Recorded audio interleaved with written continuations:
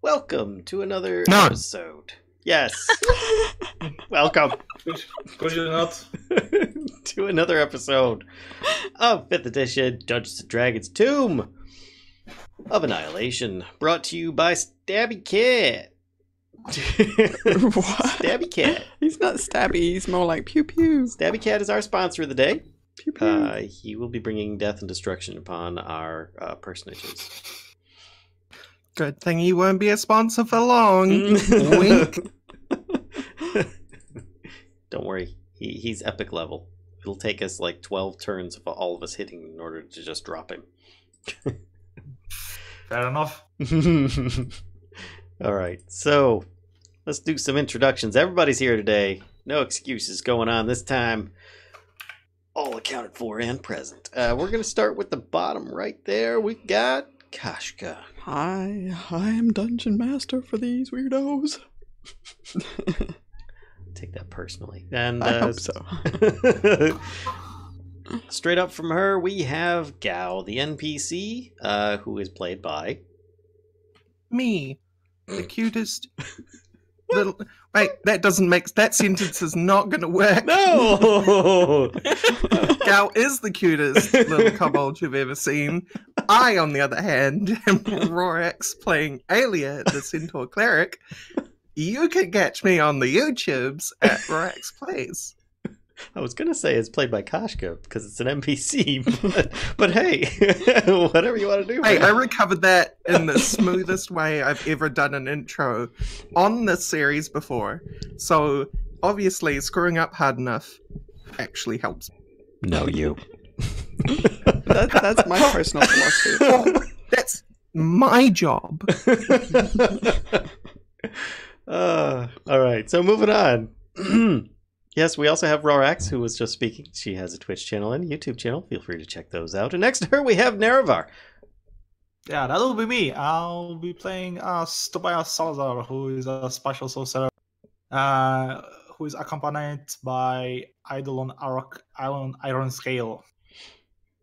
Indeed. And he also has a Twitch channel. Feel free to check that out. The details, descriptions, whatever, down below. In the doobly-doo. In the doobly-doo. Thank you, Matt Colville. Indeed. Next to Nerevar, we have Kellisto. I play Kellisto of the Bear God clan, and I am a half-elf druid.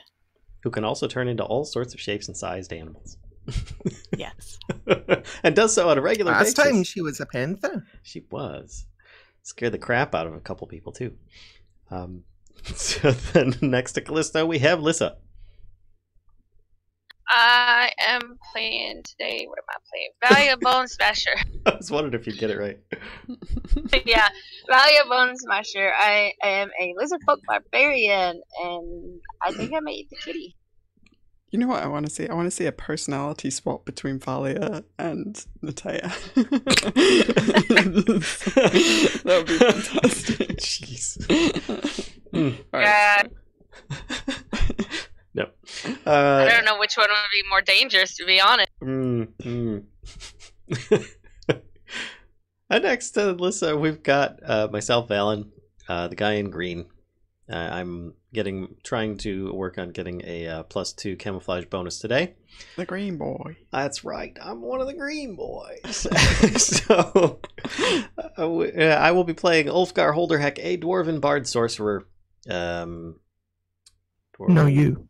What? No, you. And yeah, that's about it. He's of the Green Emerald Enclave. There you go. And last time, previously, so you're like living the brand. Is that what's going on? Yes.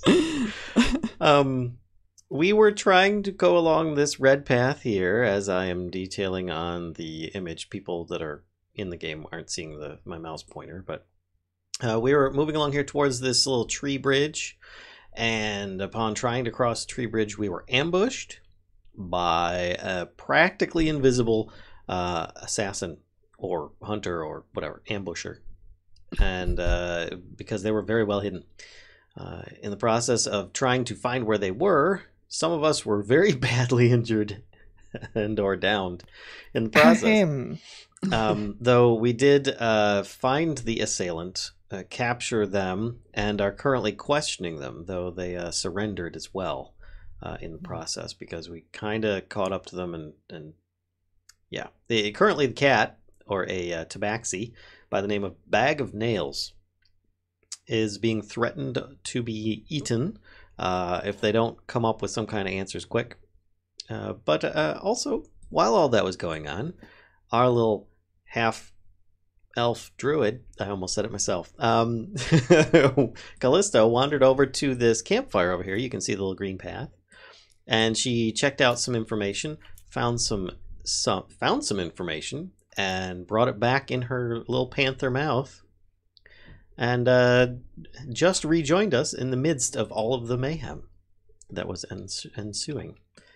And I think that's where we left off. Oh, and we also have this guy here. I can't remember his name. Orvex. Orvex. Let me bring up Orvex's little picture here. There we go. Orvex was a dude that we rescued the previous 2 episodes ago, where he was the last survivor of the Red Wizards that were in here investigating the city. He was a translator and is desperately clinging to us so that he doesn't get killed or eaten by other creatures. Wow, you guys make him sound like he has no hope at all of surviving on his own. Oh, he's perfectly capable. I mean, he just kind of looks like a slightly large-headed, skinnier Sean Connery, so he's good. It's a fair trade. Mm-hmm. But he's been playing it smart so far and sticking in the back row. Well, he doesn't. I mean, he's wearing like a linen tunic. It's like, well, we're all like in full not armor and whatnot in the middle of the exactly, jungle, so I mean, Mr. Battle ready. he's all about speed. He needs to escape because he knows no matter what his armor class is, he ain't gonna make it. Something, Captain of the Red October. Sean Connery. It's Captain of the Red October. Mm-hmm. Mm-hmm, mm-hmm, mm-hmm. I do not think he slipped on his He was meant to be a Russian, but he was very... Ryan, most things in here don't react well to bullets. All right, so let's continue, shall we? Kashcah, take it away. Okay, back into the heat of the situation. I think it was like a little later in the day as you started kind of crossing the bridge. And so the sun is getting sun's getting low, big guy. Yeah, so it's getting kind of like early evening, late afternoon as you find yourself again in this situation where we have Bag of Nails badly wounded, pleading for his life, and he is surrounded by this your group, all fairly enthusiastically wanting to murder him. So you came very close to doing the same to us, so you know. So meta conversation here. This boy has a side quest for us. Both my character and me are not particularly interested in his side quest. Maybe it's an escort mission. I mean, you don't know for sure what it is. Again, I fed the last escort mission people to the cannibalistic sorcerer, so I not a big fan of that. We're already You might just need 10 of the purple berries. And 3. So being that Aelia pelts. is not very interested, she's interested in murdering him. Well, he did say something about the hunt, but he wanted to chase, what was it? Some T-Rex. He says he wants to chase King of Feathers. King of Feathers? Mm-hmm. Right. Yeah. So,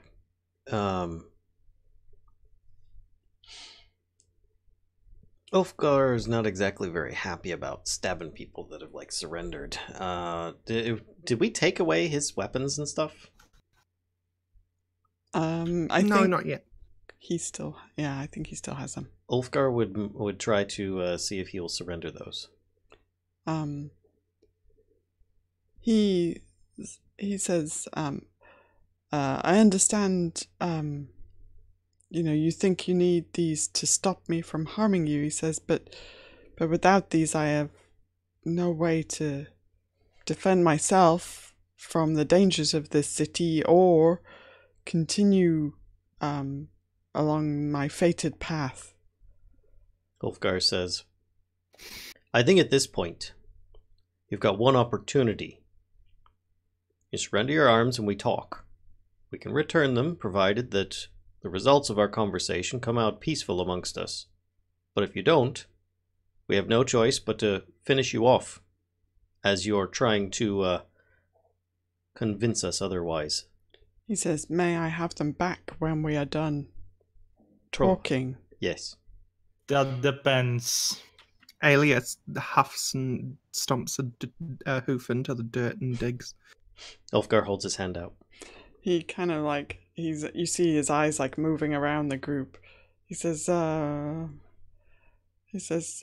this is a leap of trust I make. He says, I don't know if you still may kill me, he says, but he stretches his hand forward with this very nice looking longbow.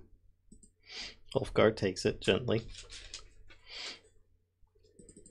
And at that moment... Whoops. Ulfgar's horn got knocked over, sorry. You hear a crash. But no, you do... at that moment, you hear a bellow from the northwest-ish area. From the northwest direction. And it is this massive T-Rex bellow. And it just kind of... It almost like shakes the buildings a little bit, You might see like a little bit of like small pebbles and dust fall from, because you're actually like in between these two buildings here, so you see kind of a little bit of dust and pebbles fall from the buildings, and Bag of Nails' eyes get really big and he says, if we are not going to fight, then we should take shelter. He says, what is quickly. that? I'm like, we've heard it before and we fought a couple T-Rexes and that does not sound like a T-Rex, or it's a giant T-Rex. He says, it is a giant T-Rex. Let us take shelter this in is the king of feathers, he says. Let's take shelter in this nearby building. I'll put up a protective barrier in the meantime. He says, come this way. And he kind of, he seems to have forgotten like any threat from you for the moment. Mm-hmm. And he actually turns his back on the whole group. Ulfgar still has his bow.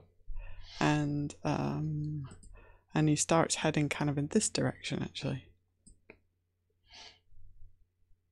Ulfgar kind of shrugs and says, well then, come on.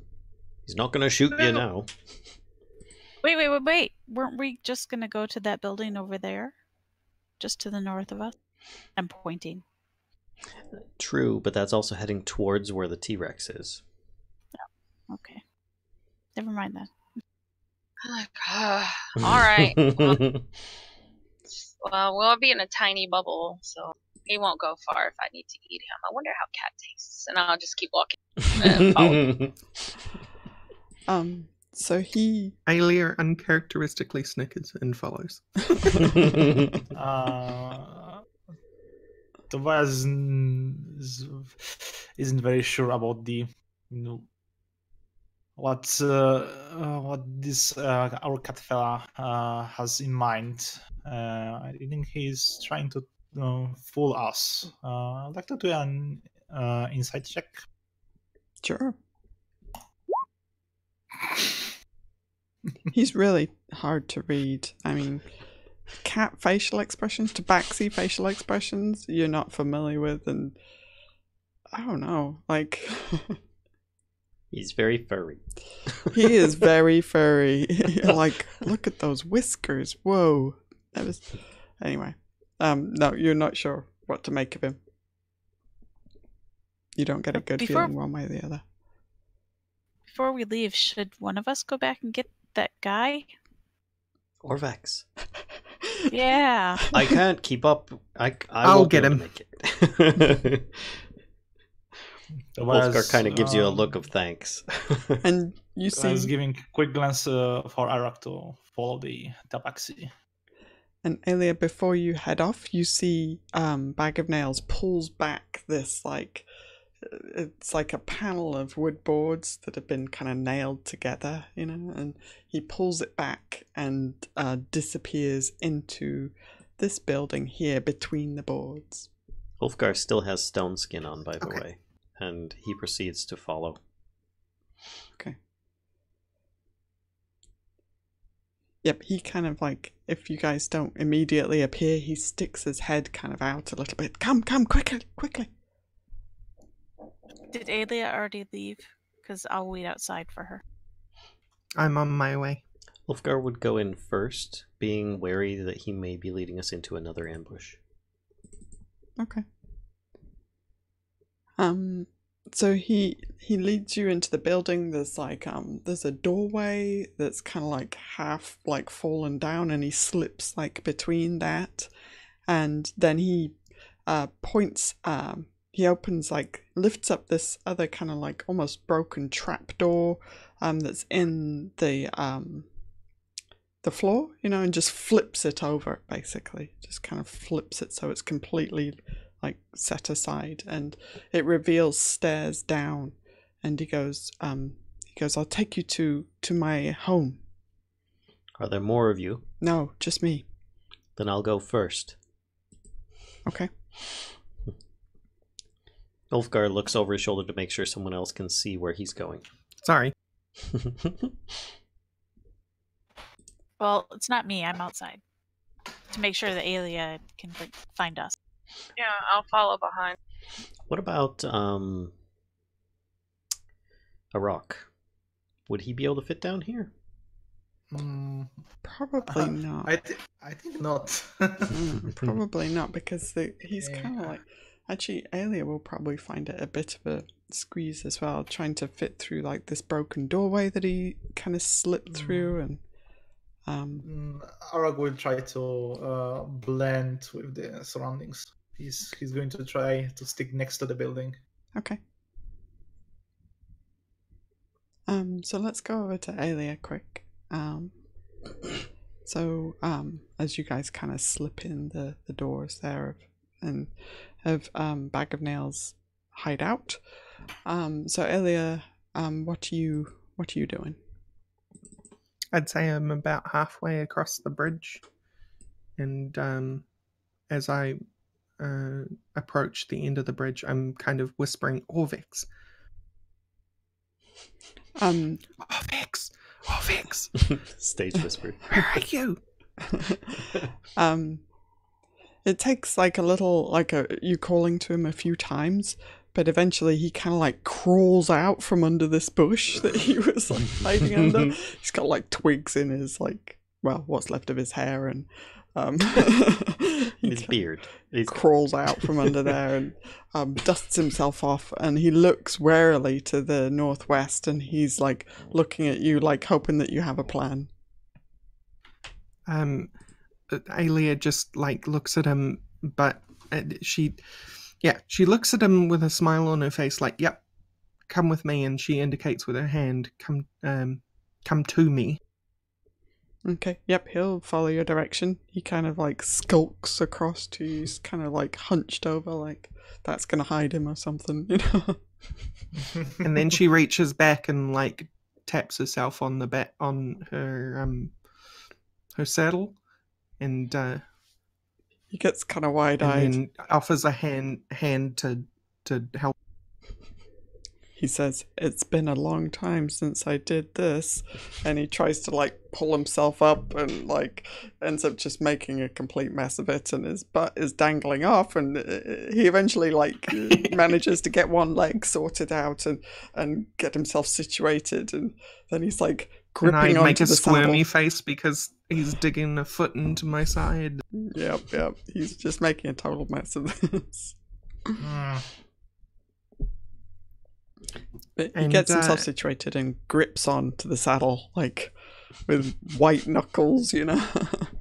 Yeah, and then she'll ride on back, I guess, and that'll Okay. take like half a minute. Okay. All right. So Valia, you're following Ulfgar. So we've got, excuse me. We've got Ulfgar's heading down the steps. Valia, you're following, and Bag of Nails is kind of like, he's kind of, you can almost feel his breath on the back of your neck, Ulfgar. He seems to be in kind of a hurry to get down the steps. And, I mean, he's not particularly picky about what order, to go in. So Valia, if you wanted to go kind of before Bag of Nails, he would absolutely let you. I don't know. Where do you let him go first, or do you want to go before him?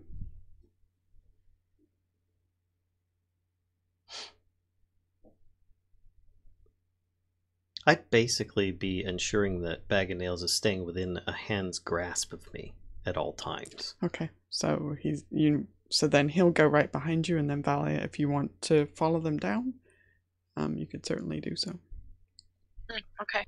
Is Tobias coming along, or are you staying up with Kellisto? I'm coming along with you.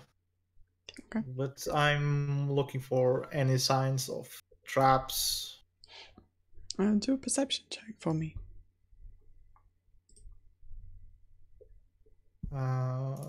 Okay, perception. Okay. You feel like you've taken the situation pretty well, and you don't see any signs of traps.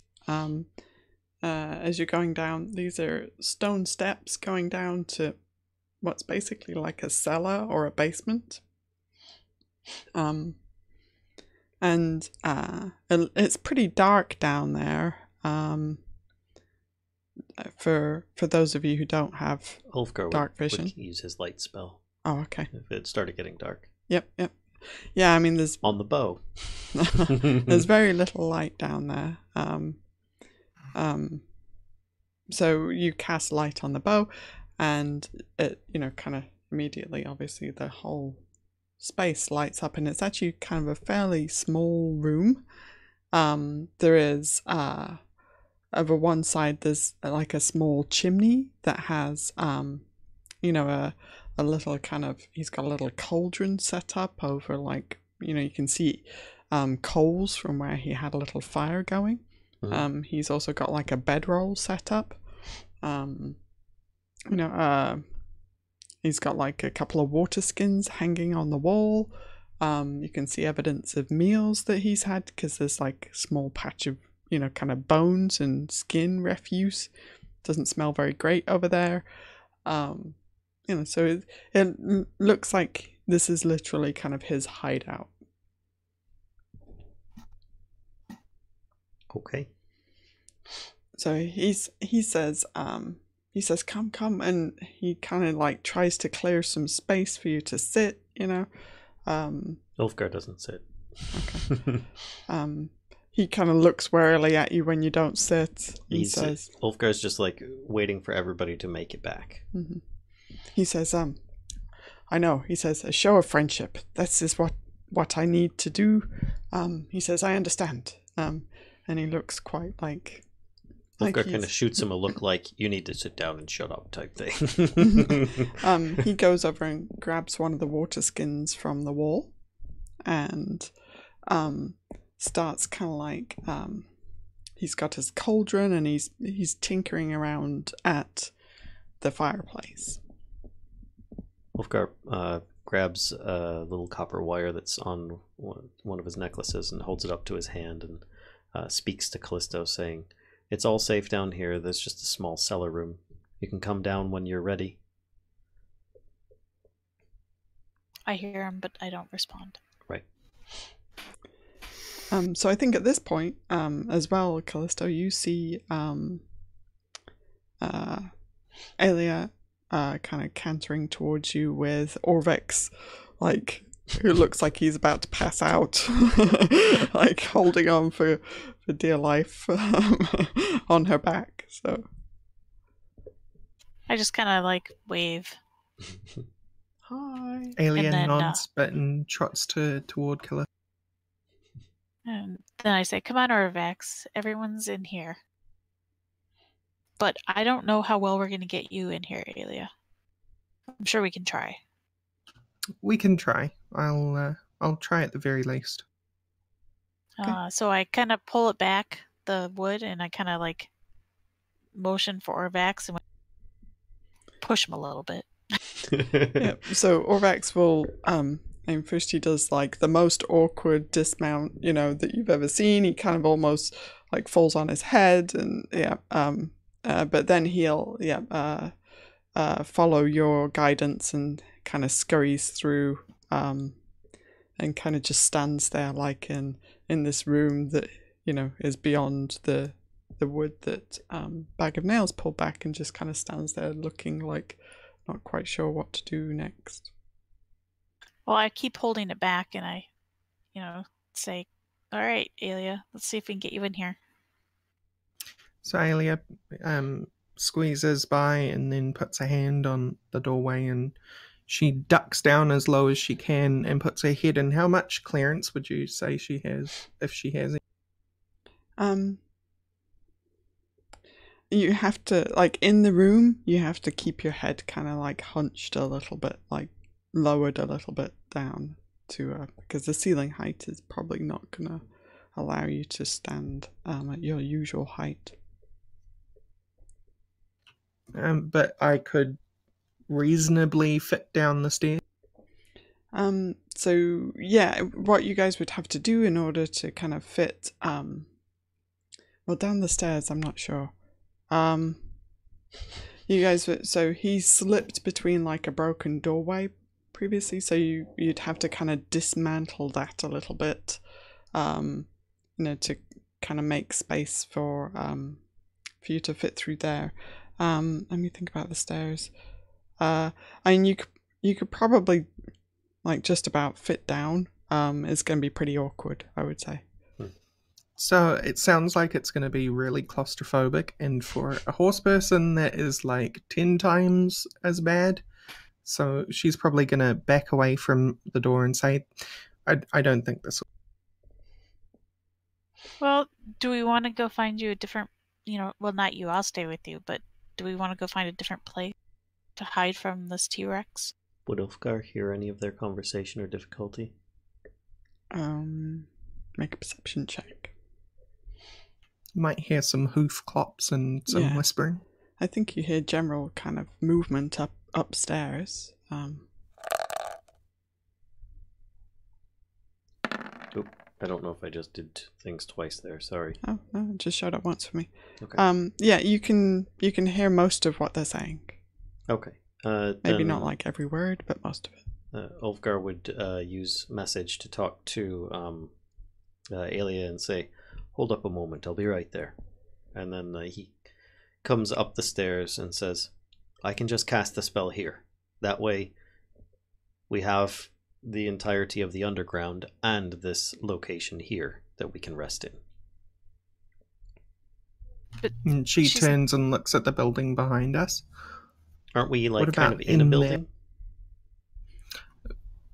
Yeah. As I understood it, aren't we under the walkway? No, you're Oh, I probably should have drawn a map. Sorry, have I got my left and right mixed You're up? in like this building right here. Ah, okay. Sorry, I stopped drawing the line. Let me continue drawing it.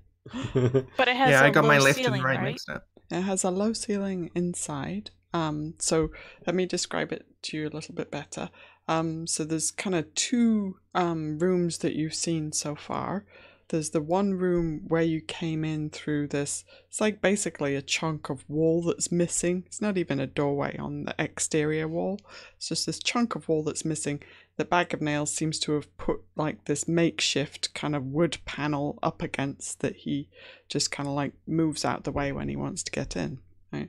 So that's like brings you into the first room, and then in the first room there you see like there's a doorway, but it's like it's broken a bit, right? So the whole doorway space isn't there. It's like maybe like 2/3 of a doorway space, and that leads you to a second room which had the trapdoor and the stairs down to the basement. So right now you guys are in the second room, you know, having come through the broken exterior wall and the interior doorway. And Ulfgar's volunteering to put the bubble there and make it, you know, so that people can't see through it. We could just make it a dark color. And this way, we're protected below and above. So Aelia looks about and she spots a building that looks a bit taller than the one that we're standing next to. And she says, I wonder if that one's reasonable, and she points to the slightly leany building behind. Ulfgar says, let me have a look. Because he realizes that her moving around through these ruins is a little bit constricting. He'll sneak over there real quick. See if it's big enough for. Oh, I can't even think. I don't know why I can't think of your Arokh? dragon's name right Arokh. now. Yes. Arokh's disappeared into the foliage. You don't see Arokh. He's a bush.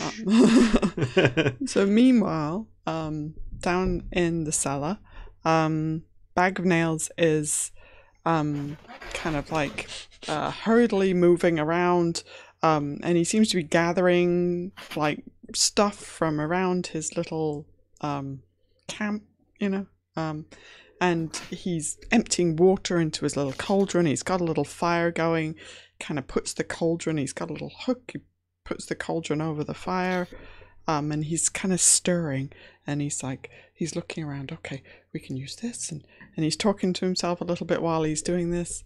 You know, so Tobias and Valia, this is what you're seeing him do. I interrupt him trying to grab his hand. Oh, What are you doing? Oh, he says, a show of friendship. I thought I could make some food for us. He says, you must be hungry after this. He kind of gestures to like himself with like various wounds on his body that... There will be time for this. Now we are going to question you. Okay. Where's Ulfgar? Ulfgar ran up the stairs saying that he was going to talk to see what the matter is with Aelia. He took the bow with him. Oh, so it's dark now. Well, there's a small glow now from Yeah. the fire that he's got going. Yeah, actually, if he didn't notice he was taking the light, I'm sure he probably would have cast it on like a spoon or something if there's utensils. Yeah, he's got like I said, he's got like a smattering of kind of, you know, equipment to live with, like camp gear, you know. Actually, you know what would have happened? He would have started walking up the stairs, realizing he's taking the light source with him, and go, oh, what the heck? And he'd have just handed the bow to Tobias, and then would have went up the stairs. That would have made more sense. Okay, then.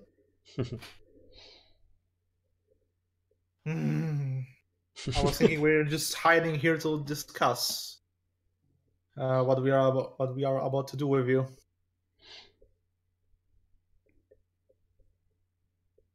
He kind of looks like... We didn't came here for dinner. He says that, yeah, I understand it, but right now, I think so. we should probably not go outside. So you know, why not eat? I'm hungry. We just have to wait. He says, soon it will be dark, and it's better to be inside when it's dark. They mostly come at night. Mostly. Mostly. I'm going to take a quick look at what he's tried to throw into the pot. Make a perception check. A couple fingers. Meanwhile, Valia's got one of her javelins, like, kind of just like toothpicking her teeth or something. Out comes Where's a hand. Flippy? I just want to Wait, where's take a quick look if there's something poisonous. Flippy probably would have been with the main group. I don't think Flippy would have stayed behind. Yeah, he'd be with you guys, I think. Oh, and that leads me to wonder, where is Gao as well? I keep forgetting about all these NPCs. Yeah, I was thinking about that. I didn't want to interrupt though. I think Gao when I said I would have gone, I would have left Gal with you guys. So he probably trotted down and found this space quite comfortable. Yeah. So he's probably in a corner, eyeing Valia. As most do. Yep. Yeah. He's not bothered about.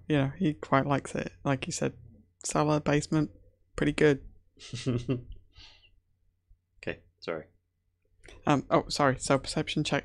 So you see he's got what looks like a rabbit, or what's left of a rabbit, and he's kind of putting this in the pot.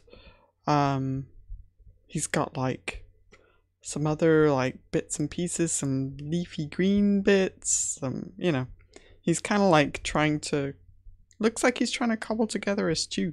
Do I recognize something edible, or something not edible, rather? It all looks pretty edible to you. Maybe not like the finest stew you've ever had, but he's a hunter. He got a poisonous arrow, so he could very easily poison the stew. Yep. So far, I mean, it's been rabbit and vegetables that have gone in there. By vegetables, I mean stuff that he scrounged up from around the ruins. Okay. After I'm done with looking on the ingredients, I'm just slowly letting my hand. Okay. I'm just losing the grip. Okay. He says, "So you are hungry then?" He says, "It will not be a fine meal, but it will be hearty, and you won't be hungry after you've eaten it." And he's just kind of stirring. Let's say I crave for different kind of hunger. Kind of like looks at you shiftily, like, okay. And he just kind of goes back to. Valia, could you keep eye on this fella? I'm going to grab Ulfgar. Ulfgar has already gone up the stairs and is stealthing into the next building. Oh, hang on a second, Mr. Ulfgar. You're Last not I there. knew. You're not there. Right. I'm not there. Not there. There you go. I'm like, sure, why not? I'm just like sitting there watching it. I tell Flippy, I'm like, keep an eye on it. I love this like line of delegation that this task has been passed. Okay, so yeah, Flippy's like I'll watching. send Flippy over. I'm like, go over there and watch him cook. And before I'm going to leave the cellar, I'm going to lit my torch from the fireplace. Okay. Cool. Right, Ulfgar and Kellisto and Aelia, you're discussing buildings to Shelter in. Yeah. Okay. So what are you doing? Just checking out this next building, this taller looking one, see if it's enclosed, see if it's got more space. Yeah, so you can kind of see if it would Jog perhaps over there. give some moderation of protection, or at least obscure the vision of a wandering tyrannosaur. Mm-hmm. So yeah, you see this one doesn't have really a door on it. There is a doorway that you can enter through. When you look inside, there's a fair amount of like vegetation growing in this one actually. And that's explained very easily by the big hole in the roof. It isn't, it's not raining or anything, so it's, not a big deal. How tall is the roof then? Yeah, it's taller than the building you were in. Hello. Then I'll be like, we're not a can of beans. It's a snack box.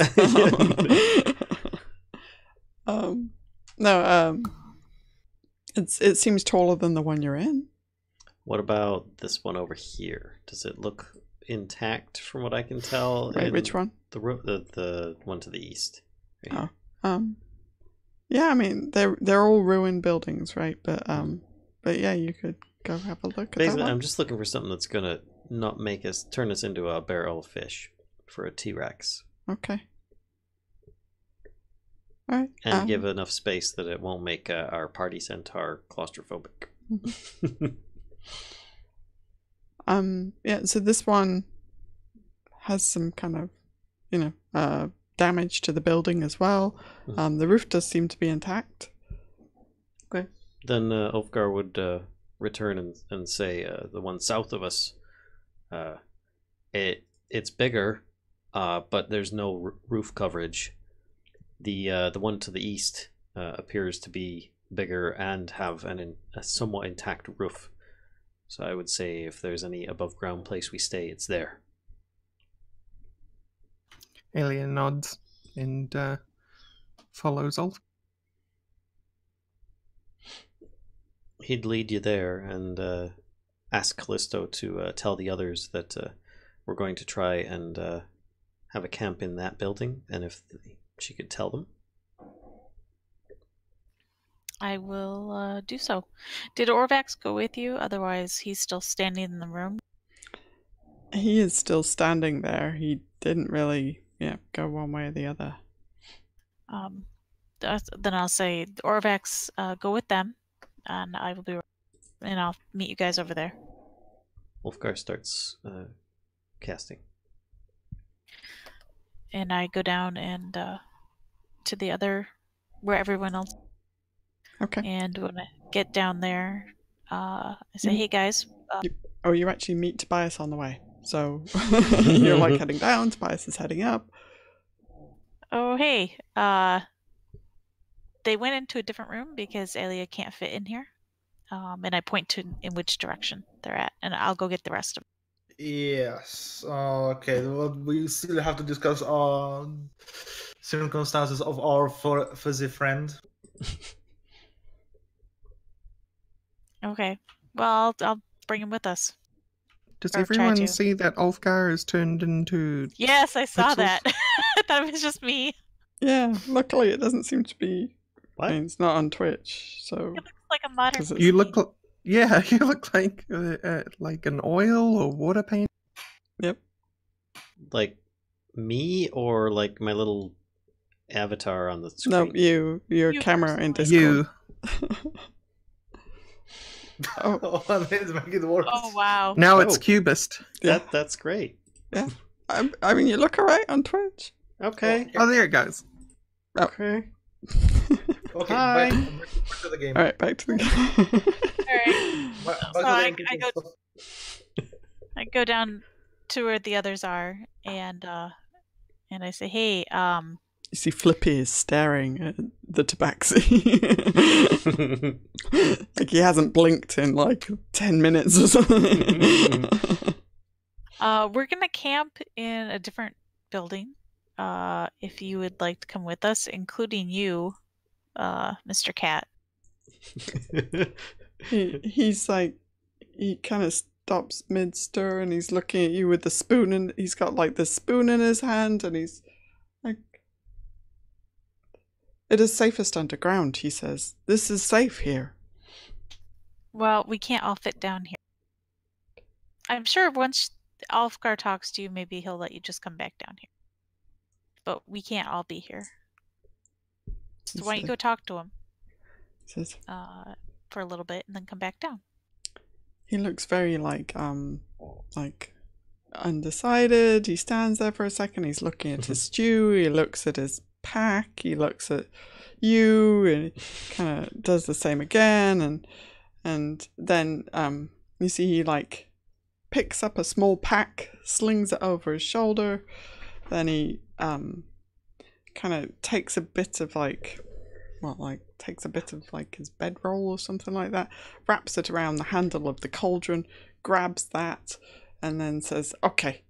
And like he's got like this cauldron, this little like cauldron that's kind of steaming, and she smells like halfway decent, and he kind of like got this little cauldron of stew. Tobias is raising his brew like.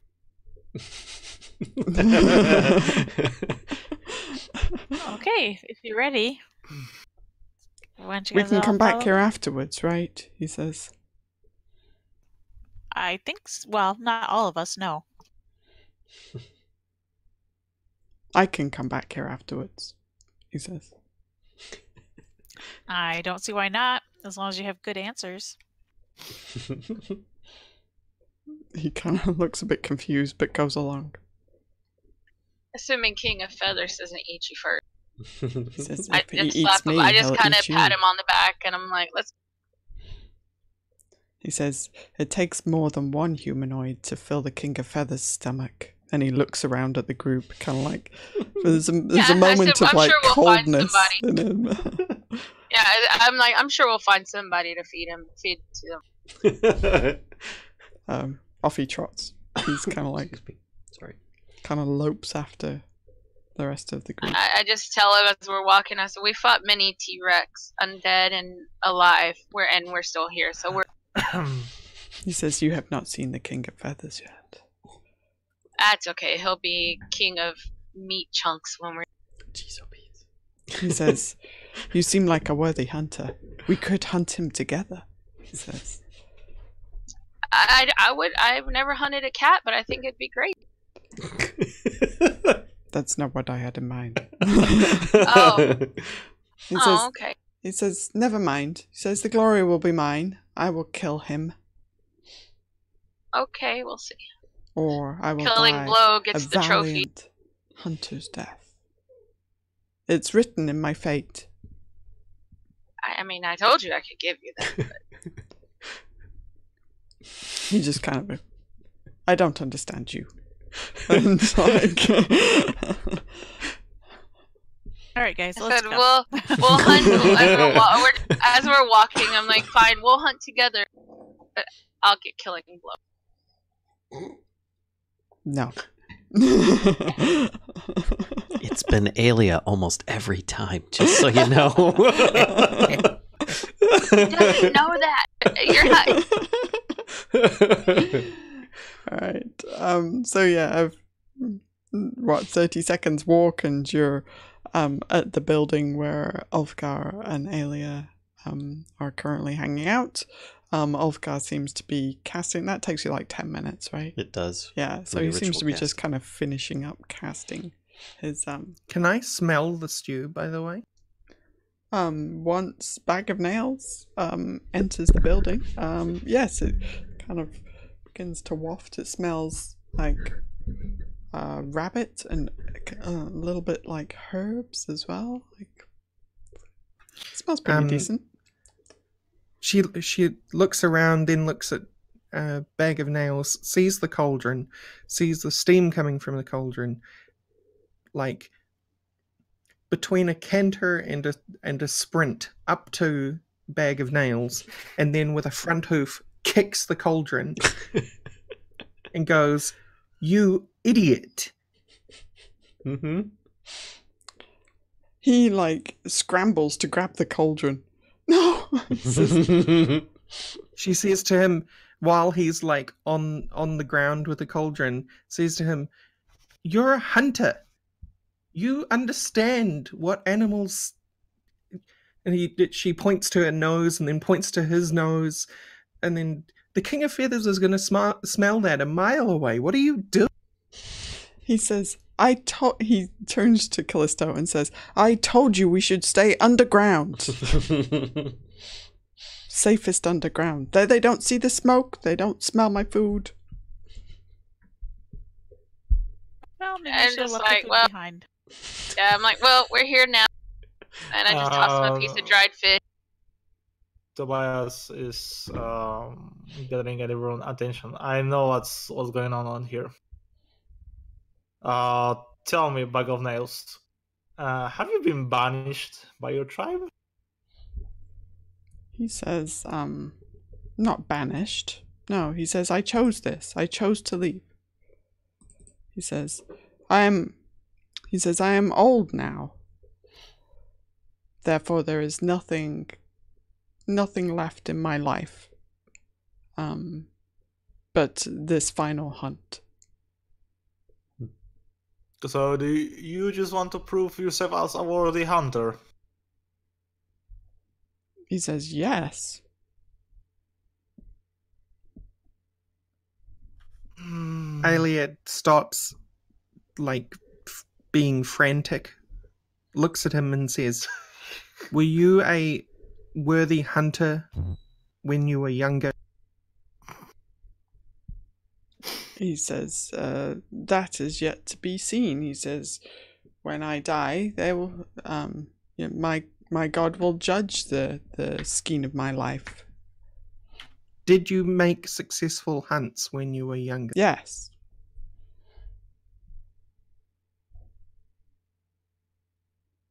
So when Well, you guys get Tobias, I old, don't. Inside check. It's like, not really, no. I'm just like, when you guys get old, is this what you do? You just go off on your own? So, Tobias, you think that he's telling the truth about his, his reason for being there and his life in general. But he does seem to have, like, some kind of... There's something is off. Something is off, yes. Sorry, Lyssa, what were you saying? I was asking him, whenever they get old, is this what they do? They go out on their own? He says, sometimes death comes for you, but if it doesn't, you must go and seek it. I have come here to seek it. Great, we have the suicide of a line.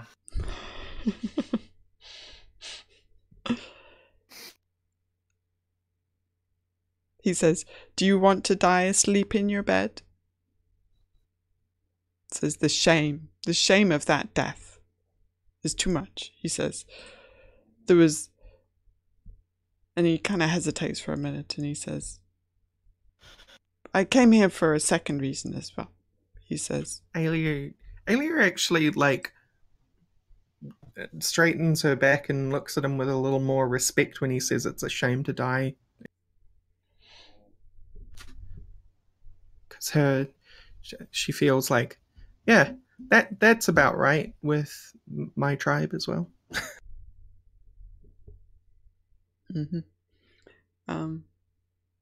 Yeah, so he says, I came here specifically. He says, I could have hunted elsewhere. He says, but I came here specifically because I thought perhaps there was a small chance of me finding, he says, there are many treasures hidden in this city, but one of them, may bring me back to my son. He says, another dream I have before I die is to see my son once more. So And what happened to your son? He says, he was stolen by slavers many years ago. He says, by who? Slavers? What's his He name? was Smoke on the stolen to become a slave many years ago.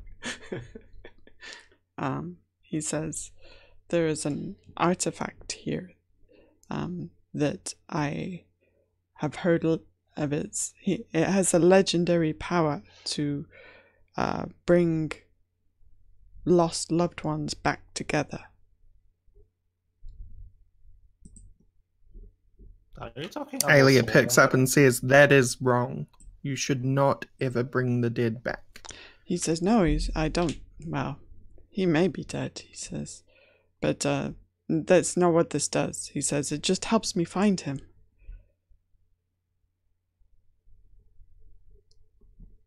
Says, I don't know where he is in this world, he says, but the navel of the moon could help me find him.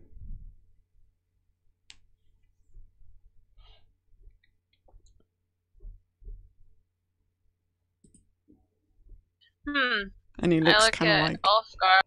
his head is like, dropped a bit. He looks kind of sorry I'm for like, himself. I said, our two companions went ahead of us here. And, he was talking about his wife poofing out of existence. And he says he knows a bunch of stuff in here. Now what he said.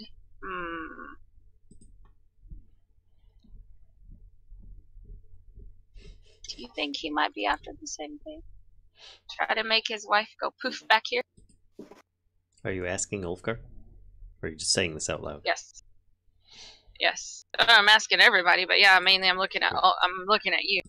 Ulfgar is still casting, which he's After actually you were really casting, struggling with, because he's like, I think. I think it probably would have slowed him down a bit because of all the commotion that was going on. All right, He's but I trying think to it's do been it. like 10 minutes because Right, he had to so go he get it. he just finished about that, and pop up goes the bubble, and Bag of nails is like. I mean, I'm assuming the bubble encapsulates him as well. the way I imagine it, it starts off as like this insignificant nothing, and just goes whoop, and it just expands out. Oh, okay. Then in that case, Bag of Nails is backing up, like as the bubble gets closer to him. He's like, I'll just grab his arm and I'm like, no, don't run from it. Just wait, you'll see. and Orvex kind of does one of these. Yes, most impressive. Ulfgar says, "All right, everybody inside that can."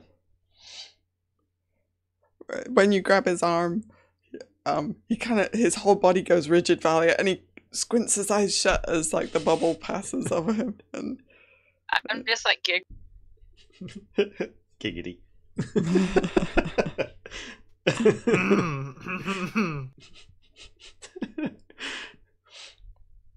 So anyway, I'm like, so tell me more about this naval. She said is it like a people finder, or does it actually bring them to you? he says no. He says the legend is that anyone who holds the stone can always find their way to their home or their loved ones. what's the name of this stone? The name the name of the stone.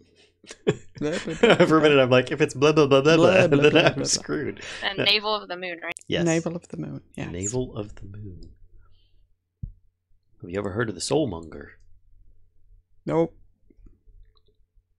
Did you know there's a Any necromancers in the area? He says they're a yuan tea. He says, but I stay out of their business. He says, You should really hunt them and kill them. I'm just saying. He says, this is not the hunt I require. Who or what do you hunt? Besides us. He says, that was a mistake. He says, Yeah. I have been alone for a very long time now. He says, I'll hunt, he says, I want to hunt the King of Feathers, he says. I insight check him for that, because it seems like he just kind of, I don't know, went aside with that. He kind of like, he what do you call it? Pivoted. Go on then. All right. Little insight check.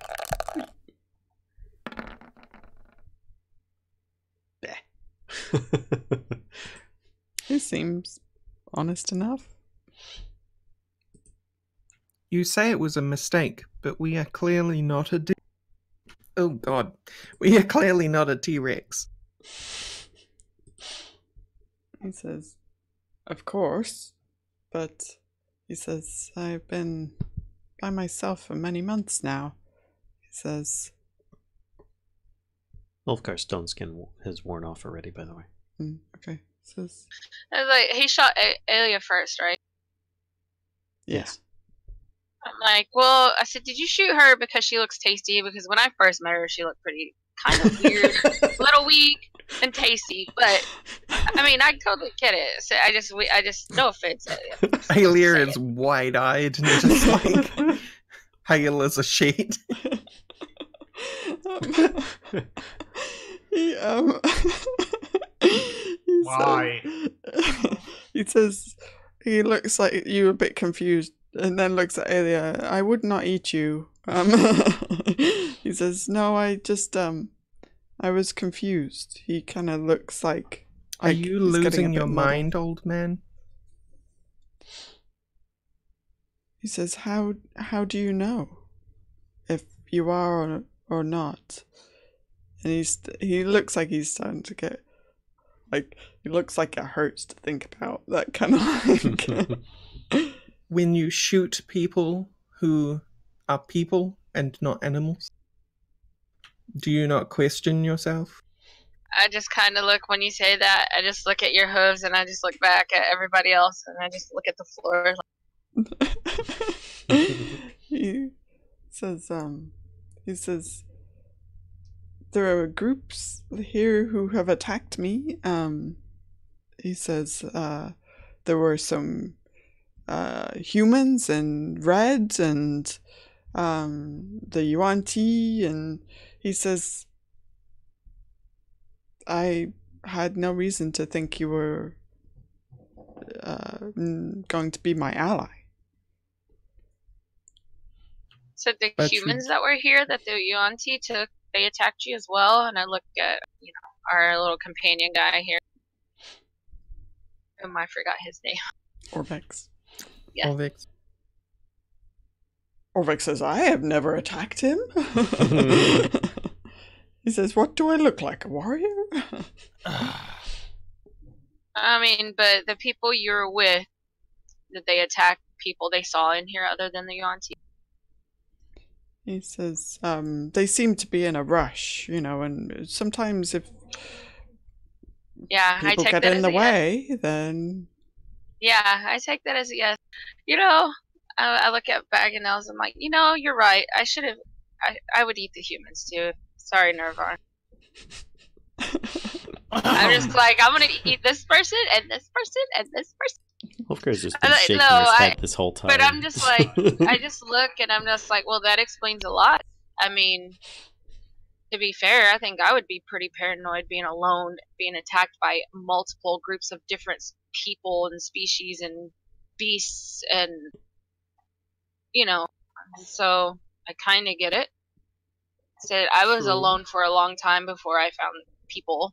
I was sent out on my own for my people. I said I can understand. True, solitude is blessing, but it's also addicting. But it's very dangerous. I know something about it. Old man. Ulfgar says yes. She looks at Bag of Nails. Orvex says yes. Sorry. He kind of Old man, looks, and she looks at Bag of Nails, and she looks says, sadly back at you. "What are you going to do if you win against the King of Feathers?" He says, I keep looking for the navel of the moon. Says, if I am that strong, he says, then I can find my son. If I am strong enough to kill the King what kind of of death do you think it will be if you are searching for the navel of the moon and never find it? He says, I don't think that's a probable result, except, wow, he would not use those words. He says, that's not likely to happen. He says, I'm much more likely to die. Yeah, they're finding the navel.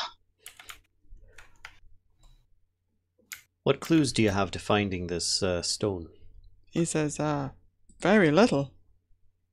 What brought you here then? This is where I understand it to be. How did you come to that knowledge? Ulfgar's just trying to get any information out of him that might be helpful, because perhaps he's overlooked something at this point. He says, this is legend. It seems this city holds a lot of things people are after. Ulfgar says, speaking of, and he makes a couple, he uses prestidigitation to make a couple of charms that look like little miniature versions of artisan dragonbait. Have you seen any peoples that resemble these two? And he holds them up. He says, no, they have not attacked me. Very well. Yeah, I would highly doubt that artist would have attacked him. He'd probably talk him to death. Arthos is very elusive, so he might as well go past very He would easily. have known if Dragonbeak was nearby because he would have smelt him. So yeah. You haven't True. smelt any fresh baked bread, have you? I just kind of get. He kind of looks at you oddly, and now, so he feels like question time is over. It seems because Bag of Nails just kind of crouches down, like in a fairly cat-like pose, and starts like putting his paw on the inside of his hand, on the inside of the cauldron, and he's licking like remnants of the stew. Is the stew I'll within toss the him a bubble? couple pieces of dried fish. Is the remnants of the stew that was toppled, would that be within the bubble or outside? Wait, what's the bubble radius again? 1 second. I don't The remember. hut. How big is your hut? I'm looking. I click it. It says 10-foot radius. I don't So know. it's 20 Maybe foot some of it across. is. It kind of splattered. Like there's some on the wall over there. There's some. Well, wherever it is, Yeah, Ulfgar would. Kellisto kind of looks at aliens and kind of points at it and says, "Well, we could have just consumed it and the smell would go away. Now it's everywhere." Ulfgar would actually have been. Yeah, but it's prestidigitation cooling again. down, which means the smell is just. So it just like what he can reach within the bubble has been cleaned off. Okay. Okay, so I think it's enough for today. So I just want to listen after everybody gets quiet. I want to listen to see if I can hear this T-Rex. If he's getting any close. Okay, so it's probably getting dark. We should prepare the camp to be as much secure as we can. I think tomorrow we will decide what to do with our old cat. He says, "Can I go back now? It's safer underground." Okay, if you want it so, I won't be stopping you, but your ball will staying with me. Is Gao still down in the pit? No, Gao would have come with. He says, "Why? Why would you take my one way to defend myself?" Why? Why would you shoot us? I still don't have a clear answer for that. He picks up and he takes the cauldron and throws it at the ground, like really angrily. He says, "Just kill me now." Oh, just give him his bow back. Can do. I don't have his bow anymore, so Can do, but I don't know who as does, you actually. said, that you will not be the death that you are sick. He says, "And how am I supposed to achieve a hunter's death without a weapon?" The bow will stay with me until the morning. Period.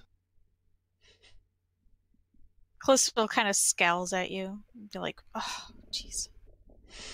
She obviously is not happy with this. He looks around at the group and he's like scowling at everybody now. He says, "Your leader," he says, "has no sense of what is fair and true," he says, and he looks at you, Tobias, and says, "I ask you one more time. Clearly, I am not hunting you anymore. I would like my weapon, and I would like to return to the place that I feel safe." Ulfgar says, I say let him do it. I'll reattune the shield so we're safe. I just look around and I'm like, leave. Do you really trust him? He won't be able to harm us while we rest. Yeah, let him go. Give him his bow back. He'll be fine. I thought his explanation was fine. Ulfgar says, I've run into wilder things that have become friendly in my time. And his eyes kind of pass over Kellisto and Valia as he says it. Rude. I'm just like, Sometimes they still are.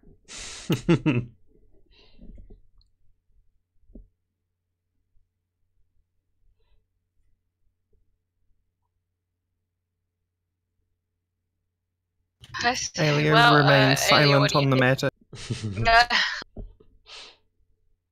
Okay, Well, so if his you bow actually back, ask I'm her, gonna go if with you him. actually ask her, she will say, like, I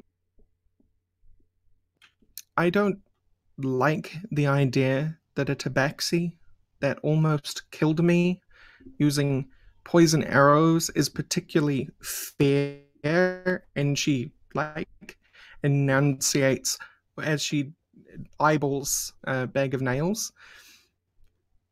But she says, on the other hand, I am outnumbered here. You said there's safe underground, so you won't be needing your. And we're staying close enough so you can go retrieve what's yours at the. He picks up his cauldron and he does this kind of weird hissy spit thing towards you, Tobias, and then he walks towards the edge of Ulfgar's dome. I've been through wars, so don't bother. And and you Teenage can see crush. he's trying to like, it's like he's trying to storm off, you know, like he's like angry and he's trying to like storm off, and then he gets to the edge of the dome and he's like, oh god, what's gonna happen? Like he's like not sure like if he can like but he just kind of like closes his eyes. You see him put his like hands up a little bit, and then like when he realizes he can just walk through it, he kind of bounds away and disappears into the darkness. And I'm yelling, "See you at the morning." Callisto kind of looks at Tobias and says, "Give me his boat. Give me his bow. If you don't give me his bow, I'm going to spend the night in his hole. I'll break up the party again." Fine, but just take out the string from the bow, so he'll Tries to find grab it out of his hand. Ulfgar starts recasting. Sorry, pug licks. Okay. So I try to grab it out of. Are you going to let her grab it, Tobias, or are you going to resist? Let's say Tobias isn't very up to giving the bow to Kellisto. Okay, so then make opposed dexterity checks to see Kellisto for grabbing, Tobias for dodging the grab. Which one is dexterity again? On the left side. Dexterity. You can just click on dexterity and it should. Okay. Or the number, perhaps you have to. Okay. Wait, hang on. There we go. It's safe. It has to be safe for her, or just dex safe. Just dexterity. Just like dex check. Okay. Yeah. I don't see dex. On On the left side of the sheet. That's what I couldn't figure it out. Yeah, that's all. I like my other rolls better. So Callisto, yeah, I mean you're able to kind of grab it, Tobias. So you both kind of have the bow at the moment. Tobias, it's up to you whether you want to release it. She's able to kind of get a grasp on it. Do you want to release it, or do you want? Okay, I'm releasing the grip. Okay. There you go. So I stalk off and after him. I'm gonna go give him his bow. Okay. You're gonna do it in the shape of a panther with it in your mouth? No, I will keep my my half whatever I am shape. I hope you won't regret it. Oh, it'll be fine. Half He's just no, an old right? man. We shall see. Okay. Yeah, but he is old at his mind. Well, he can't get back in here, so it'll be fine. So what was the name of the stone again? Navel of the Moon. Thank you. No problem. All right, so I go Okay. So where are you headed? over to where he was. Oh, his basement. His His hideout. Okay. You do see he is he's there. He is kind of when you enter, he's hooking his cauldron back up over the fire, and when he hears you coming, he kind of like he takes like a bit of a defensive kind of pose, you know. He looks like he's kind of not sure what you're gonna do. I kind of take the bow and I hold it out in front of me, and I say, "Here, don't make me regret this."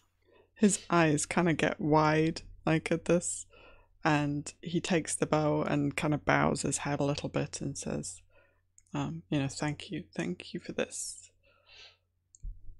I say, "Well, good luck," and I turn back and walk. He says, I'm going to make food again. No, thank you. But you, I'm gonna go back to the others now. Okay. But thank you. Okay.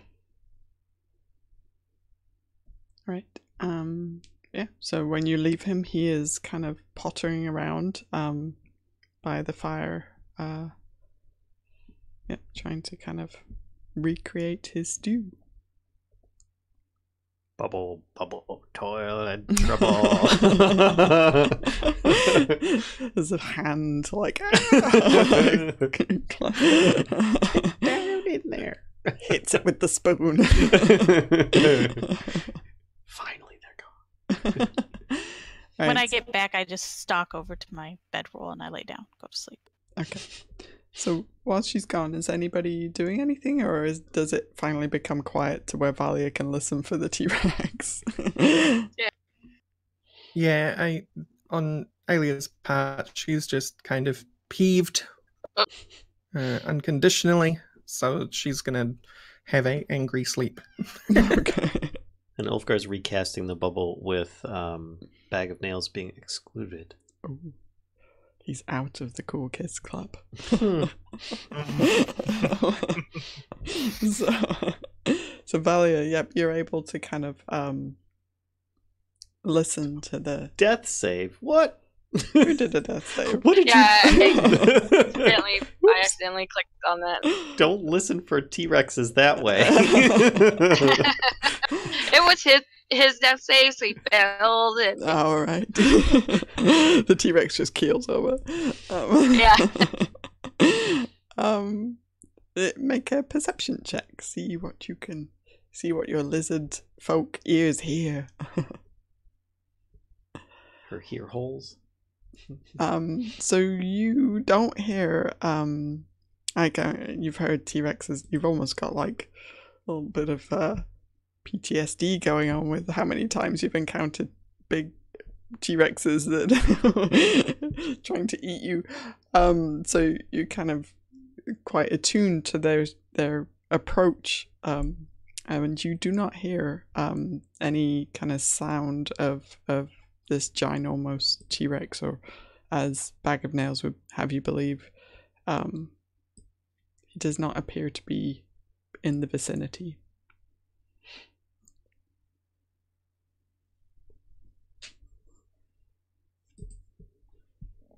Going Okay hungry, then, yeah. I guess. I guess I'll sit there and take first watch.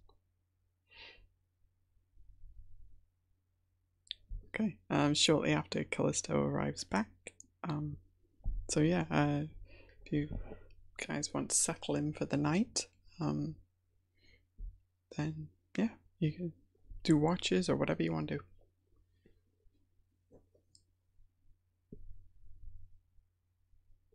I'll stay up for last watch. Actually, I'll take a mid watch. So second or third watch.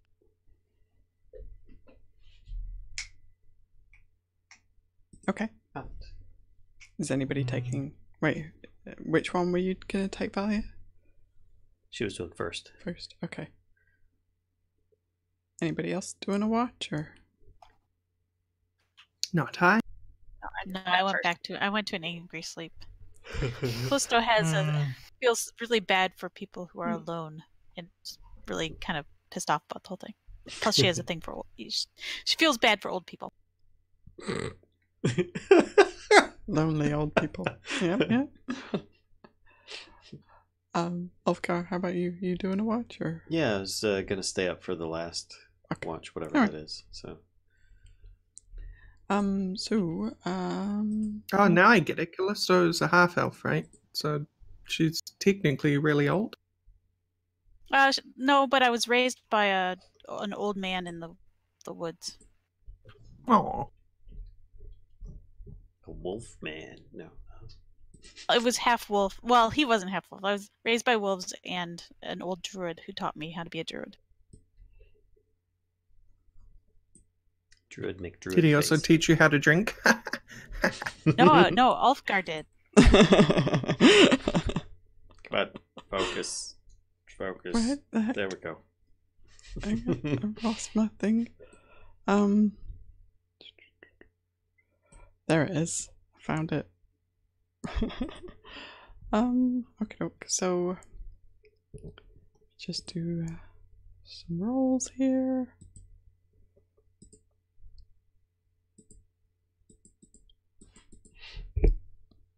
Ulfgar would probably interject once he's done with his respelling. No, I guess you're not asking that right then, because she's going to sleep. Never mind. He wouldn't interject. It's just a metagame question.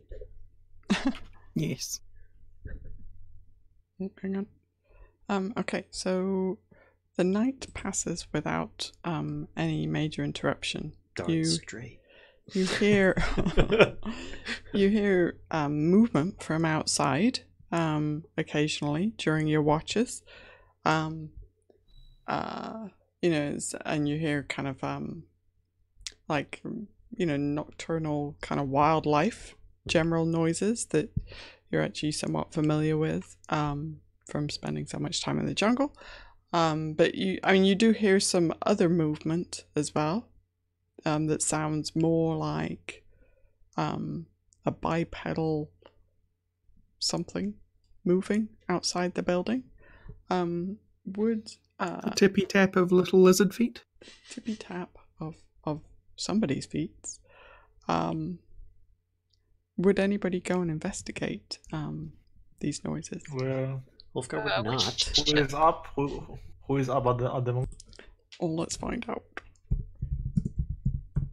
I'm going to take your Lulu real quick. He stays in the hut. Are you taking last watch? I am. But he wouldn't leave. He would. Oh, okay. He would tell someone else, because I think somebody else was staying up for last watch as well. I think it was just you. Oh yeah. Okay. Yep. So you'd let them pass, or would you wake somebody up? Who else can see in the dark?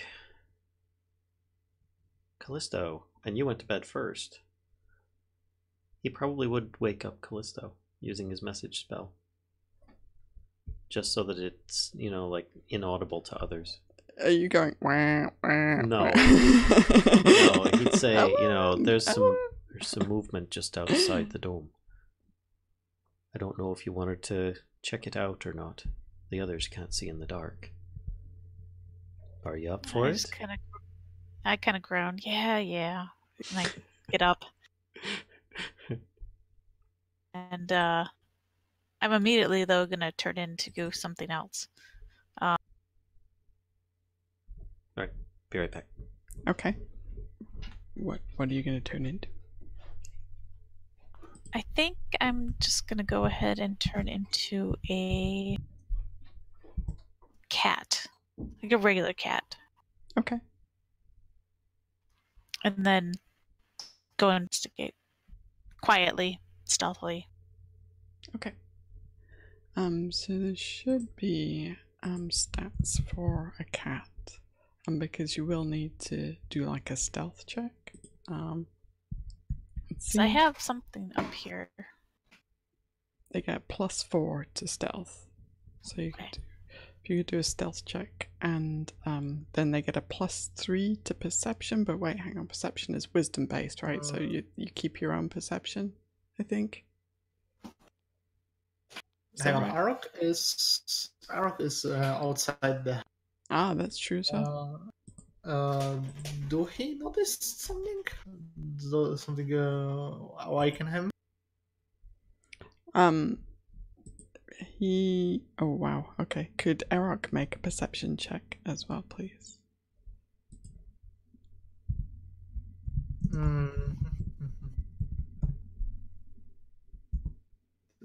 Reception.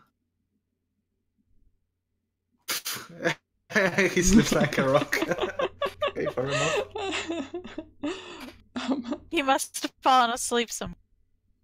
Yeah, he was heavily wounded, so that does make sense. Mm-hmm. Okay, so Kellisto, you see quite clearly with your cat eyes and all that jazz. You see 6 hang on, let me 6 humanoid, they look like women from this distance, and they're kind of moving around between the buildings. They seem to be kind of like looking over everything, like they're just, it's like they're checking everything out, kind of. The star reminds you of Nanny Poop. Just saying. The last time we exactly encountered a female at night was not good. She was a charmer. Let's say you see them down here, kind of in between these buildings. Okay. And they're moving Toward or away? they're moving towards, actually. Alright. I will go back inside and go up to Ulfgar and turn myself back into human and tell him that say, Ulfgar, there are about 6 women-like creatures coming towards us, and they're really searching for something. Ulfgar would say, "All right, quick, let's wake the rest of it. Let's wake everyone up just in case. I'd rather us be up and about than them find our dome and start casting spells at us or something." And he'd use message to try and wake people up quietly. Wow, I see a natural 1 rolled for a perception. Yeah, Arokh is snoozing. Doing a snooze. Callisto's also kind of worried about the cat guy. But so I want to turn back into a cat and go just see if I can watch them and see where they're. Before you left, Ulfgar would ask if you had seen any sign of Bag of Nails out there. Did I? No, I don't think I was looking for him, so. You did not see him. You might want to let him know as well. So you head back out, Kellisto, as Ulfgar is waking everybody up, and you see that this kind of they look almost like they're walking in formation, like they're walking in twos, you know, and you see they've turned kind of the corner of this building and are now heading kind of in this direction.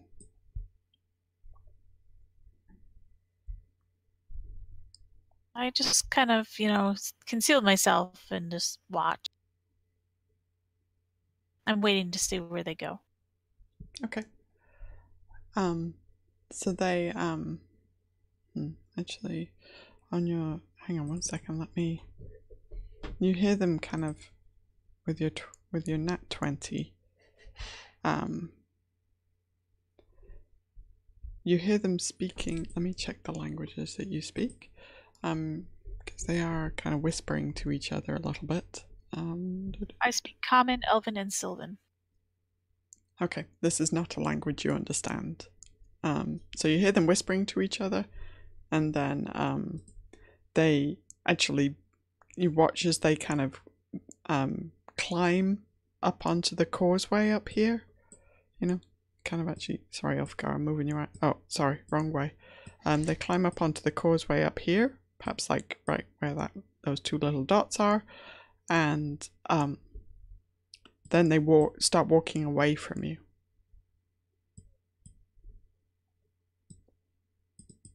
Ooh, I just zoomed way too far out. Okay, yeah, they start walking away from you. Okay.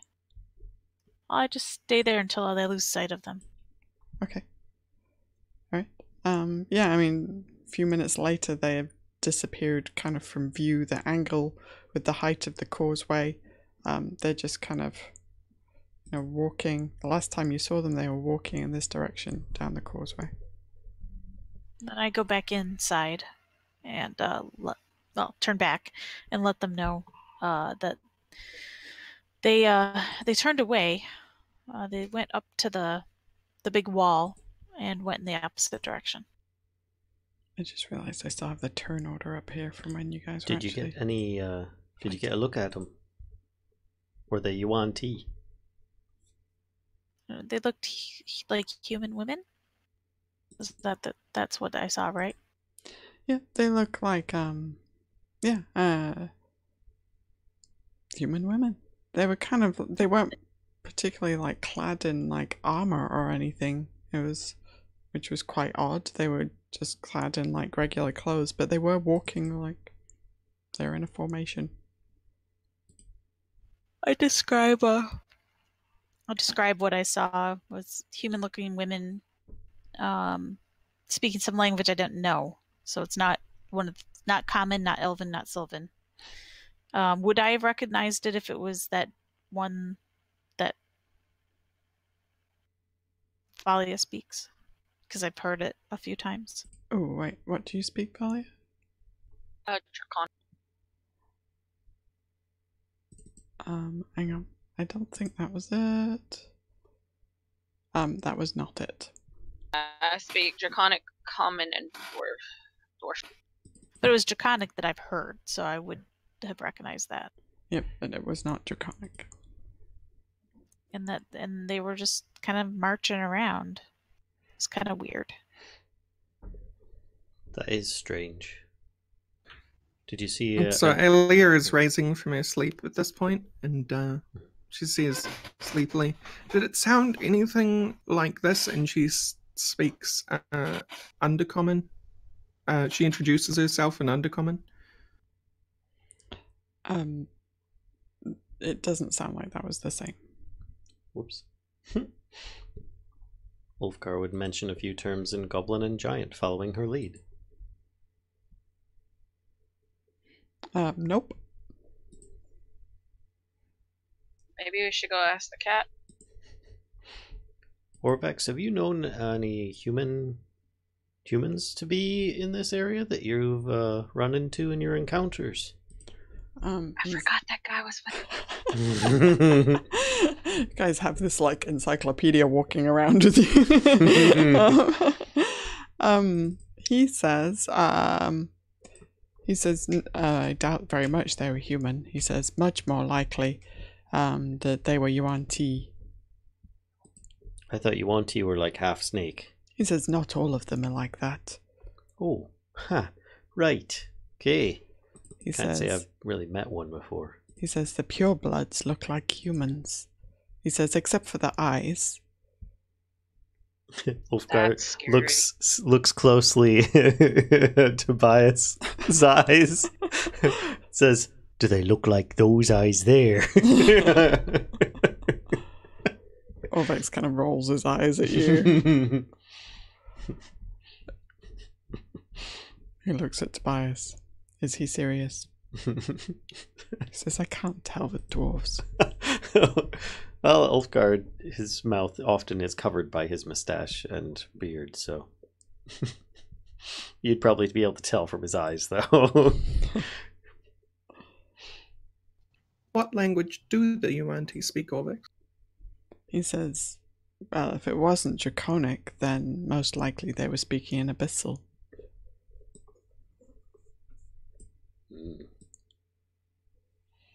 Can you give us a bit of an example of Abyssal? You're a translator, right? He says, I don't speak that one, unfortunately. He says, however, and he rambles off something in a language that you don't understand. He says, that's a little taste of grung for you. Thank you for that useless piece of information. I just shake my head and I'm He like, said- He says, you can add it to all the rest that apparently reside in your head, Dwarf. Watch it, you. I don't know if he has any more room for that. Just saying. Orvex kind of like nods his head, chuckling a little. Right, alright. Did you end up seeing Bag of Nails out there? No, Right. but I wasn't looking for him. Fair enough. Somebody want to go get him? Ask him. I mean, he would know better than any of us.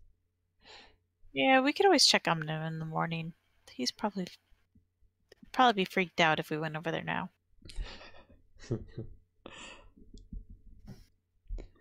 Alright, well, if nobody's interested in following this group, then I say we finish up the rest of our sleep if possible. Or I'll continue watching. I think some of y'all could use some rest. What? Pugs, Okay. So next couple of hours go by, Ulfgar, without any interruption. And the sun starts rising, filtering through the broken parts of the building that you're sheltering in, and you see that morning is upon you. No. What do you do? I attacked the morning. Indeed. That sounds like an excellent idea. That's what I'm going to do I shoot tomorrow. darkness into the magic missile. Monday morning, I'm definitely going to attack the morning. Am I drunk yet? I think you guys ran out of Tej a long time ago. Excuse me. Alright, anyway, jokes aside, what you guys up to? I guess somebody needs to go and get the cat. And then, To get him figure or out. just check on him? I'll go check on either one. Well, I Ask don't him think he about wants these to come with us. people. Of course, stands up, bubble pops before he even leaves. Okay. Seriously, when the spell ends, it actually makes a very slight pop noise and like a little, like a giant bubble bursting. But he walks over to where Bag of Nails living quarters His is. camp. Camp. Yes, his camp is. And proceeds gently until he thinks he's within about 30 feet. Aims down to where he thinks that it'll be, assuming that it's just going down the stairs and stuff, so there's no stone in the way or anything. And casts message to say, this is Ulfgar, I'm outside your camp. I'm just calling to see if it's alright if I come down the stairs. There is no response. Alright. Ulfgar proceeds to carefully walk down the stairs with a light source on, just in case, and to announce his coming. Mm-hmm. So you walk down into the camp. By the way, the trapdoor had been closed again, so you would have to open up the trapdoor. So walk down into his little cellar hideout, and you see there is like a chunk of log that is sitting kind of in the middle of the room that you hadn't wasn't in the middle of the room previously, and on it is sitting a wooden bowl with a spoon next to it, and in kind of the stone of the cellar, the dirt stone floor, you know, it's kind of very dirty stone basically, is next to it is sitting a little cauldron with stew in it that looks, you can see like just a tiny wisp of steam coming off of it. The fire is just a slow glow. It's not, it doesn't have any active flames anymore, but you can tell that it was kind of recently active. But there is no sign of Bag of Nails. Okay. But there's now a log in there? It's like he's very... There is a setting, right? It's like he's set the bowl of stew with a spoon out for... You know, he's set it out for Does it look eating. like... Does it look like he ate? Nope, the spoon looks clean. I check for signs of a struggle. Nope, you don't see any. Well, I should have made you make a percent. Well, no, you don't see any. It looks like normal, except now there is the stew kind of laid out. This bowl of stew. Okay. Well, excuse me. I guess I'll just head back up and tell the others that he's not there. He's gone off. So. Do you tell us about the stew? I'd say, you know, it looks like he wasn't long for in there. There's no sign of any struggle, but it looks like he had made himself some food and left a bowl out, but hadn't used it. So I don't know if he was interrupted, but it didn't look like he was taken against his will. The bowl did have stew in it. Sorry if I left that out. Oh, okay. The bowl did have... It's like... Yep. Kellisto looks at you and is like, why would he leave stew in his bowl? She's getting kind of upset. Says, I don't know. Like I said, I think something may have distracted him. Perhaps he heard the King of Feathers coming by and decided to go for a shot. But I didn't see any sign of any struggle down there. I don't think he was... That doesn't mean there wasn't one. Kellisto's very upset.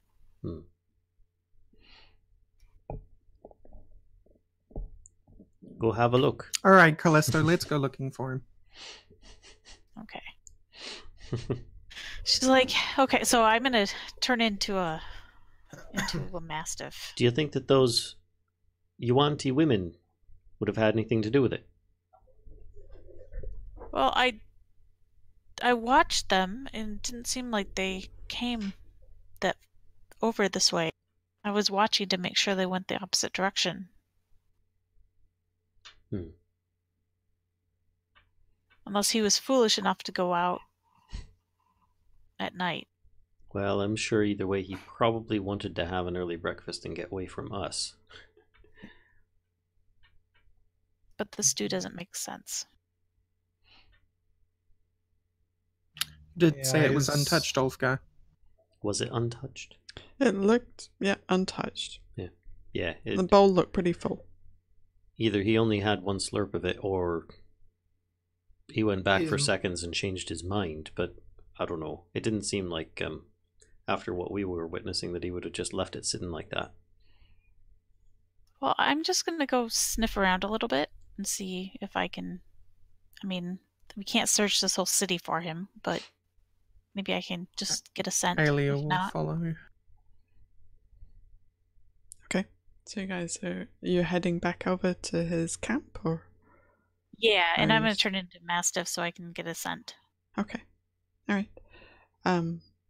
So you head over there. Are you going into the basement, or are you Just Yes, I'll go into the basement and then see what I can find. okay. And you see the same thing that Ulfgar saw, right? And it's actually like you walk down the steps and it's facing you. It's like there's an upturned kind of end of a log, right? So it's flat on top. It's got a bowl centered of stew. There's a spoon squarely sitting beside it. And then on the floor next to it is the rest of the cauldron of stew.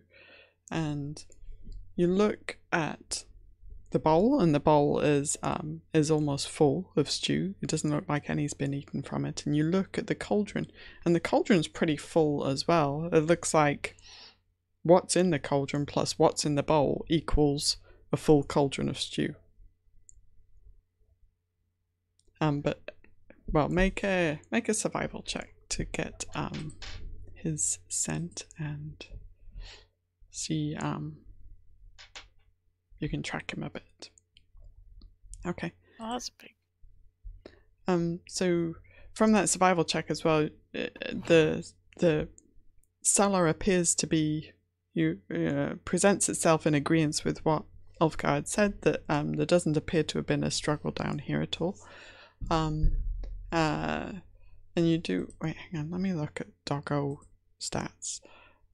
Because I want to see what that's not good. Maybe under Mastiff? There it is, Mastiff. Okay. Keen hearing. Okay, so so that's a perception for that. Alright, so let's use the survival for like you taking in the scene, and then it's actually supposed to be perception for your keen hearing and smell. So that's would you make a perception check to kind of get the odor due to Baxi? So you feel confident you have a good kind of bead on what Bag of Nails smells like now, and made a smell check, and so Aelia, you see kind of Kellisto's doggy nose just kind of magnet to the floor and just just kind of along the floor and then up the steps, and she's kind of walking towards you, and Kellisto, you can follow Bag of Nails' scent if you so wish. I would like to. Okay. It gets a little. I too will follow. Okay, sorry. So it gets a little confusing because he's been coming and going from this camp quite a bit, right, while he's been here. But it does seem like the strongest scent goes. Here, I have to zoom in. We have to move Ulfgar a little. Goes up to the edge of this building, and that's where it ends. It kind of goes up the edge of the building a little, so it very much seems like he climbed up to the rooftop. Oh, where he was before. Yeah, and you're looking around a little bit, and Aelia, would you make a perception check as well, please? Yes.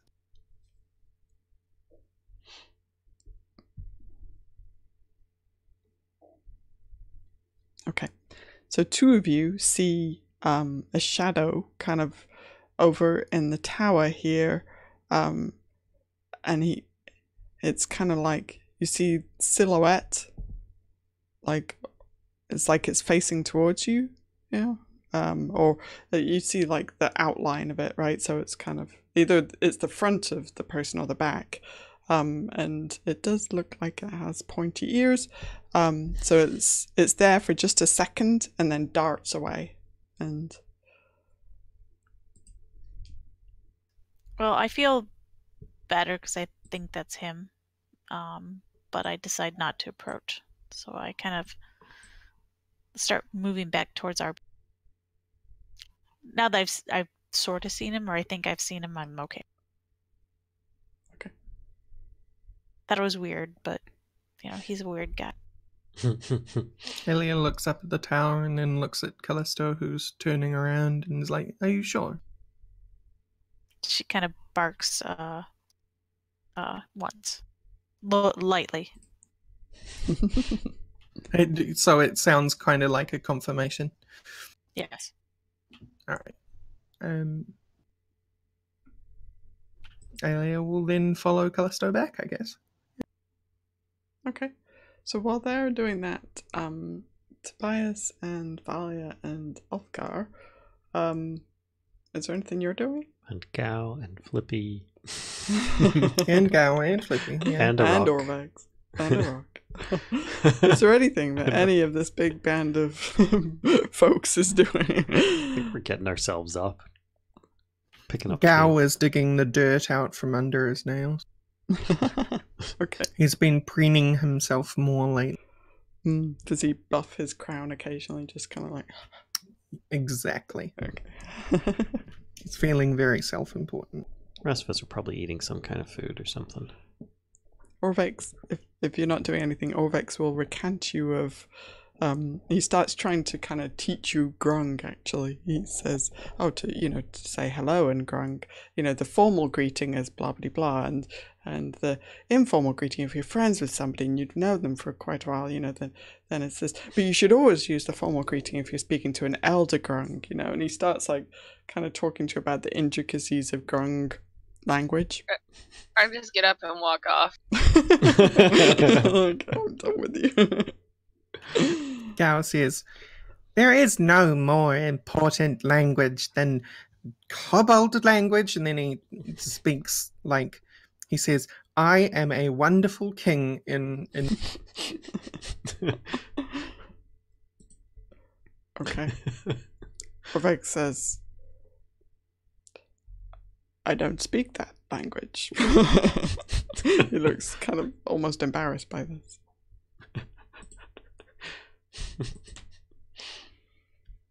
And you call yourself a translator. He says, well, I can't be expected to know every language in the world. He says, I think Old Amuan is quite a rare language, so I pride myself on that. If I ever hire a court translator, they will know every language in the land, and they will be fluent in kobold. He says, well, as you would expect, because obviously you are a kobold, so yes, that would be most fitting and a wise decision on your part. And Gao, at saying wise decision on your part, Gao puts a hand to his chest and smiles and goes, yes, very true, I am a good king. Benevolent one, too. Orvex kind of frowns a little bit just for an instant, raises his eyebrows and just kind of begins to wonder what he's got himself into. So in case anybody forgot, I believe we got a full night's rest and everyone should be healed and respelled. We are ready. No.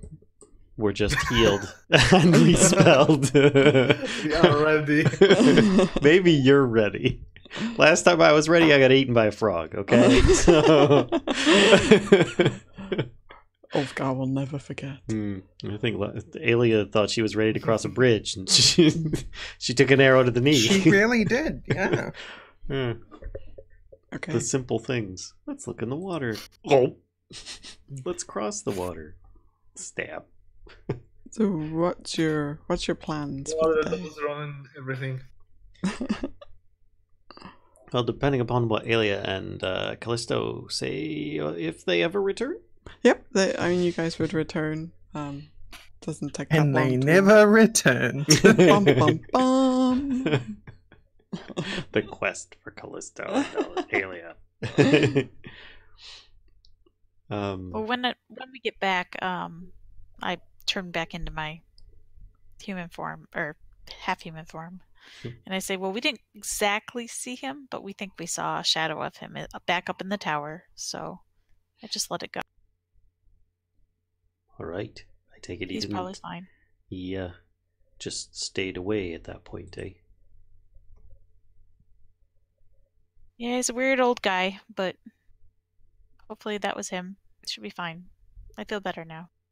Well, We'll keep an eye open. If we find this magic belly button stone, then we'll give it to him. Come on. Belly button, Ulfgar? Aye, and you actually see Ulfgar uncharacteristically hoists his shirt a little bit and shows you his belly button and says, "A navel," as he points to it. And it is a very hairy belly button. Wow, okay. Callisto kind of gags a little bit. He's like, "What? You just had more hair than I did a minute ago." I covered Flippy's eyes. I was like, please no. Don't do this to Flippy. He's too Aelia young. points to her exposed, pierced navel. It's like, Ulfgar, you really should get that pierced. Everybody gets that. He says, It is so ugly without jewelry. He says, "Actually, that means a little something different in my culture, so I'd rather not." I just look down and just like shrug my shoulders because I don't have one. That's true. Ulfgar then came from an egg. then kind of tilts his head a bit and says, "Or does it mean something different in my culture? Aelia, are you married? Do you have a partner?" No, my partner has long passed. Oh, sorry.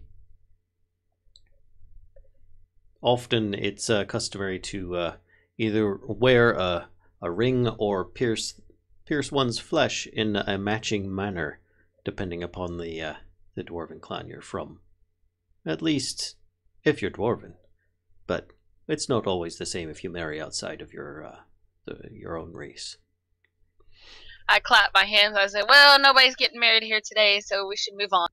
This is getting weird. Put your shirt down. Let's go. Orvex says, "Well, if you were, just so you know, I'm." He's like interjecting. I'm authorized to perform ceremonies for certain religions, and Ulfgar says, "Yes, that's nice. Come on," and he's like kind of pushing him a little bit.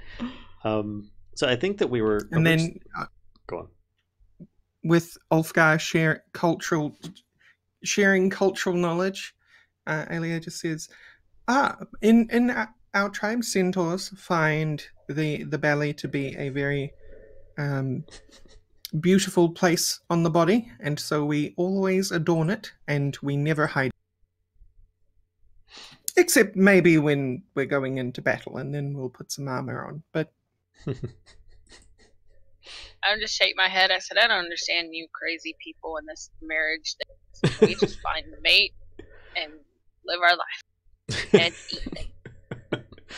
And eat everyone you see, I suppose. Yes. As a team. Teamwork makes it As a team. that's fantastic. Team. Meanwhile, Teamwork beats the dead. Tobias the human over there is just like, what have I gotten myself into? Orvex looks a little concerned as well. Tobias is so done with this. I think we were originally heading towards the old Red Wizard camp. Mm-hmm. And then we were going to press on to the east in search of another temple that was rumored to be there by Orvex. Okay. Is that what you're still going to do? I would assume that we're going to try and get up and over this here safely if possible, like we have in the past. And then make our way down towards the since expired Red Wizard camp. Okay. Is that everybody in agreement with that, or? How about we Yes. go to the old Red Wizard Yes. camp? And Rorax will say, well, that's one of the shrines that they explored. They were camping in the area where you found all their corpses. Right. Aelia is making assumptions, but she asks Orvex, did they solve the puzzle at their... He says, yes, they did. Do you know what happened to the puzzle box? He says, well, the person who had it was not in the camp when it was attacked. That's suspicious, don't you think? Ulfgar looks at him and says, "Are you that person, Orvex?" He says, oh, no. So we're gonna be short a puzzle box. Well, it all depends. Do you think if we solve the puzzle again, it'll give another puzzle box? It's just like a puzzle box vending machine. Yeah, it's like a puzzle box dispenser. You can just pump these puzzle boxes. Well, at the very least, I would imagine we could see the icon of what it was by looking at the shrine. And then move on to the east from there. As each Well, the good thing is if it was solved, the trap is tripped, so we don't have to worry about that. Unless it's resetting like the clay soldiers were.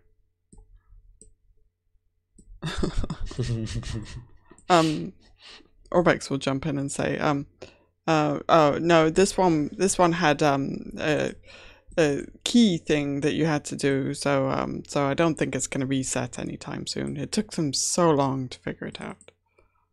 A key thing, eh? Yeah. Actually, you were there, so what was the symbol? He says it's one of those giant snails, with that leave the shiny trail behind. Oh. We saw one of those flail snails. He says, you did? Did you kill Yeah. it? No, it was big and The it shells looked pretty dangerous. are worth so much money. I think Tobias took some of the obsidian that it left behind, though. It sold pretty good, I think. Well, see, the problem that we would have had was, have you ever thought about trying to transport that stuff through the jungle without proper beasts of burden? He says, this is a good point. So we left it to be. It's still alive out there somewhere. If the undead T-Rex that we saw, or the giants, if the giants didn't get to it. You just see it when you say undead T-Rex, he just does this like involuntary shudder, like, oh. Yeah, you should have been near it and almost gotten eaten by it. I just point at Ulfgar. No. No, you. So We saw giants too, by the way. So it's just really weird. That is strange. Aye. Orvex says. Frost giants too. Yes, that is Yeah. most odd. Yeah, we didn't kill those either. We completely bypassed. He says, I think that's a wise choice.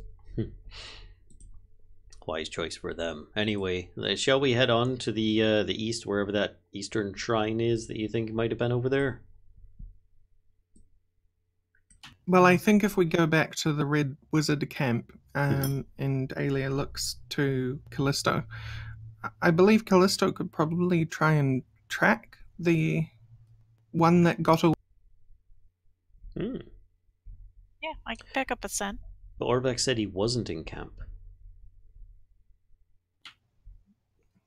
Orvex, did he ever visit the camp? He says, yes, for a while he was staying in the camp with us. He says Well, there you go. He says they managed to solve 2 of of these shrines, and at that point he left.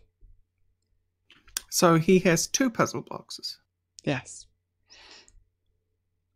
Even We more must reason we find need to track him. him. And take his puzzle boxes. Who is he and what does he look like? He says he's a human red wizard guy. He says he looks he's about this tall. He motions a little bit taller than himself. He says, medium build. He has a little bit of facial hair going on because he hasn't shaved, or maybe he has by now. I don't know. I mean, he's been gone for. Does he have a name? If we run into him, it might be handy to know. Not really familiar with his name. Aye. Alright.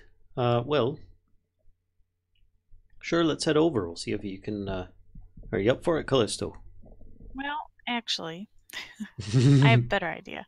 Well, maybe it's not better, but we are really close to that other temple that's on that island. Wouldn't it make more sense to go after the ones that haven't been looted yet, so we can get them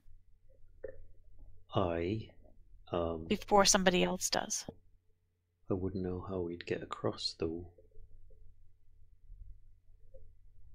You're talking this one here. Yeah. I think, or with some maneuvering between Arokh and I, we could probably get people over. How would you be able to get us across?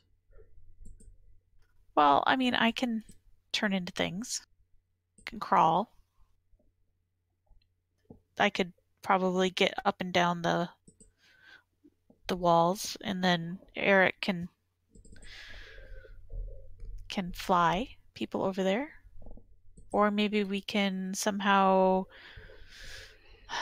create a bridge of some sort. It would have to be a pretty sturdy bridge. Yeah. I don't, just an idea. Just throwing that out there. Might be another one. I mean, we're really close to it, but there might be another temple that they haven't. I just think we should get the ones that are still available. But if we think leave this is going to lead to something, right? But if we leave the camp for long enough, then the scent will disappear, won't it? That's true. But I also don't know if I'm going to be getting the right scent, so we could be chasing people all over the place. That's a good point. How do you determine which scent is the right scent? It's not like the one Orbex that can doesn't point it go out. to where they die. That's true. Okay. If this is the way you want to do it, then we can go get the scent first. Yeah, let's stick to the plan. I just think we have limited time with the scent, whereas with the unlooted one, we're only competing with the red wizards, and they're dead. Well, I don't even know if we were competing. You do recall, actually most of you would recall that there were around 30 corpses at the camp. So obviously your call, but I think you are going to have a difficult time deciphering a single person's scent in amongst all that. You'd have to roll pretty high. Mm. I mean, there's 30 people kind of coming and going, plus, this other random person. And Orbex. He's still alive. Not for long. Also mixed in with your auntie's scent, I guess. I don't know. Yeah, I think the DC would be kind of tough to find like an individual person's smell in amongst all that. And to figure out... Orbex, which way did your puzzle box holding friend leave their camp? He said he was heading south. And I guess everyone left south as well? He kind of frowns at you. He's not sure what you mean. When you left the camp, did everyone leave through the south? He says, yes. Mm-hmm. He says there is a way into this city from the northeast via a waterfall area, but yes, we've been coming and going mostly from the south. He says that way we can avoid the giant tyrannosaur. Ulfgar suddenly perks up and says, "Wait a minute, Kellisto, what did you find over at that campfire?" Oh yeah. We're so taken up with bag of nails there that we forgot. I reach into my pocket and I pull out the note and I hand it to him. Okay. I look at the note. Yep, it should be in. Where is it? Player handouts. There it is. There you go. Rue Devlin has a lead on the Eye of Zaltek. The old goat found an obelisk in the north that marks the entrance to the Tomb of the Nine Gods. I must be within. Ulfgar starts reading this out loud. The eye must be within, but the door is magically locked. We think the secret to opening it lies in the holy shrines. We're headed into the ruins to check them out. God's willing, we'll be back tonight. Rasnas's serpent people are on the prowl, so be careful. If you get into trouble, sound the swan horn twice and we'll come running. For the yellow banner, Lord Brixton. Orvax, does any of this sound familiar to you? He kind of scratches his head. Not really. Says that isn't anybody we've run into. And you, this was all that was there, Kellisto? It's just Yeah, this note? The camp was pretty much abandoned. It was really old, tents and everything. And when you look at this note, actually, when Callisto says it was really old tense, you look at down at the note again and you realize, like, actually how fragile the paper kind of is. Like, it's quite aged and weathered as well. Would Ulfgar perhaps know what an Eye of Zaltek is? Make a do you have like a bard thing that allows you to a history? Sure. If that's I mean, I don't know. let me look at your sheet. Okay. Gotta have a look.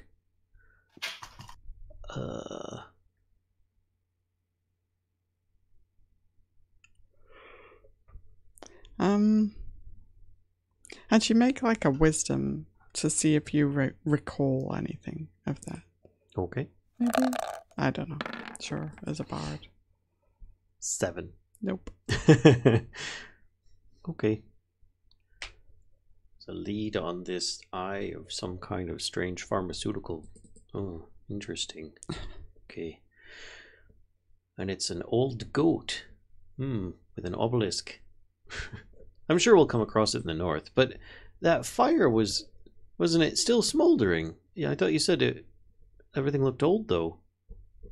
The fire wasn't, but everything else was.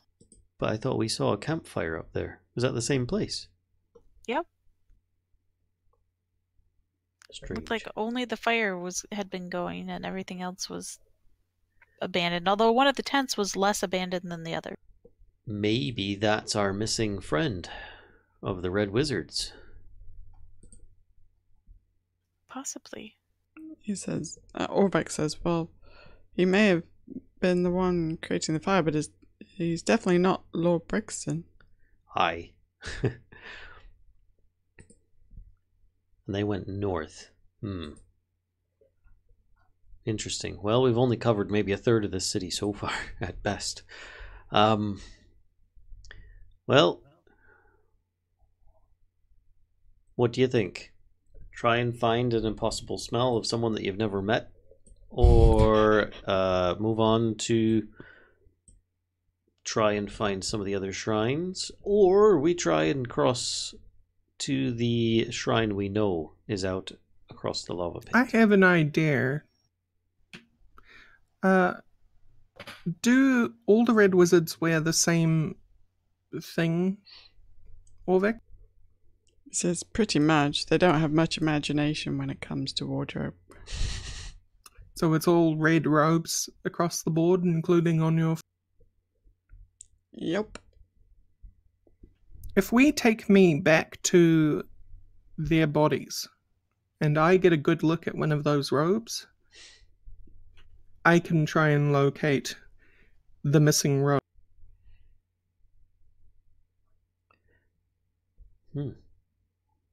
Ulfgar then says, could you also just ask him some questions?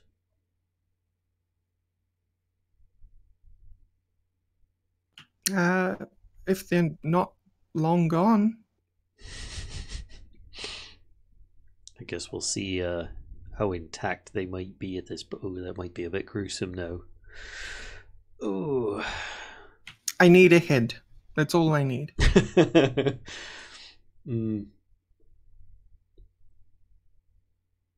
I've no idea at this point. We could go any number of directions. I could ask them some questions. I could look for the robe. I could do all of the above.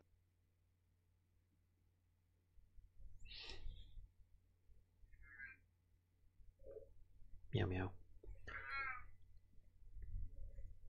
And Vallen, your camera has frozen.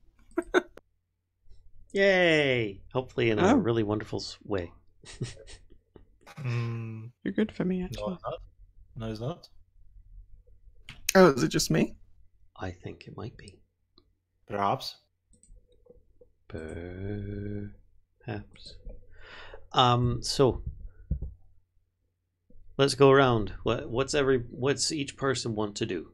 And he points at Orvax and says, "Where do you think we should go next?"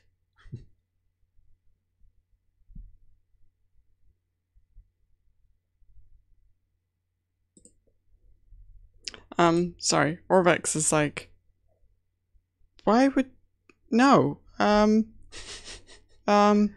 think we should go back to the nearest city. Is that an option? No. Next. Go. Where do you want to go next? Somewhere warm and small and deep underground and with lots of food and All right, you're missing the point. lots of Next. Aelia. You're not Well, going to you ask heard my Flippy? opinion. No? Don't want to ask. That was to go back and talk to one of the corpses, right? Valia. Wait, no, I did not. That was well, your idea. but look for one of the corpse robes, or That's try to find the missing robe of the corpses.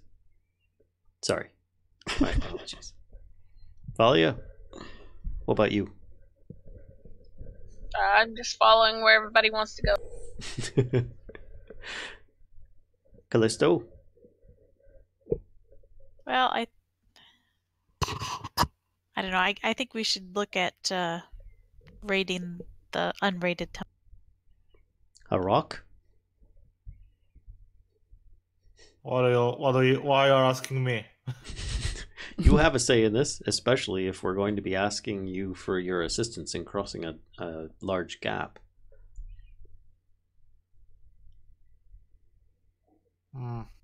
Looking at this gap, there's probably should be a way. I'm not sure if there's flying people lived in this city. There must be a way around it.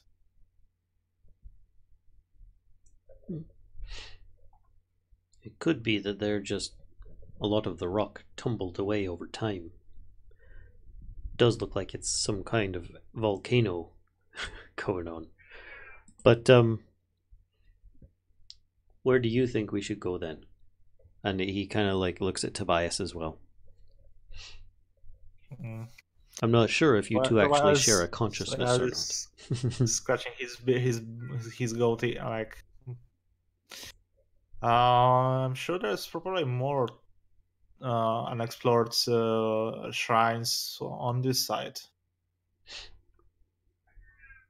Are you thinking of looking for the and unexplored those- shrine to the east that we haven't found yet?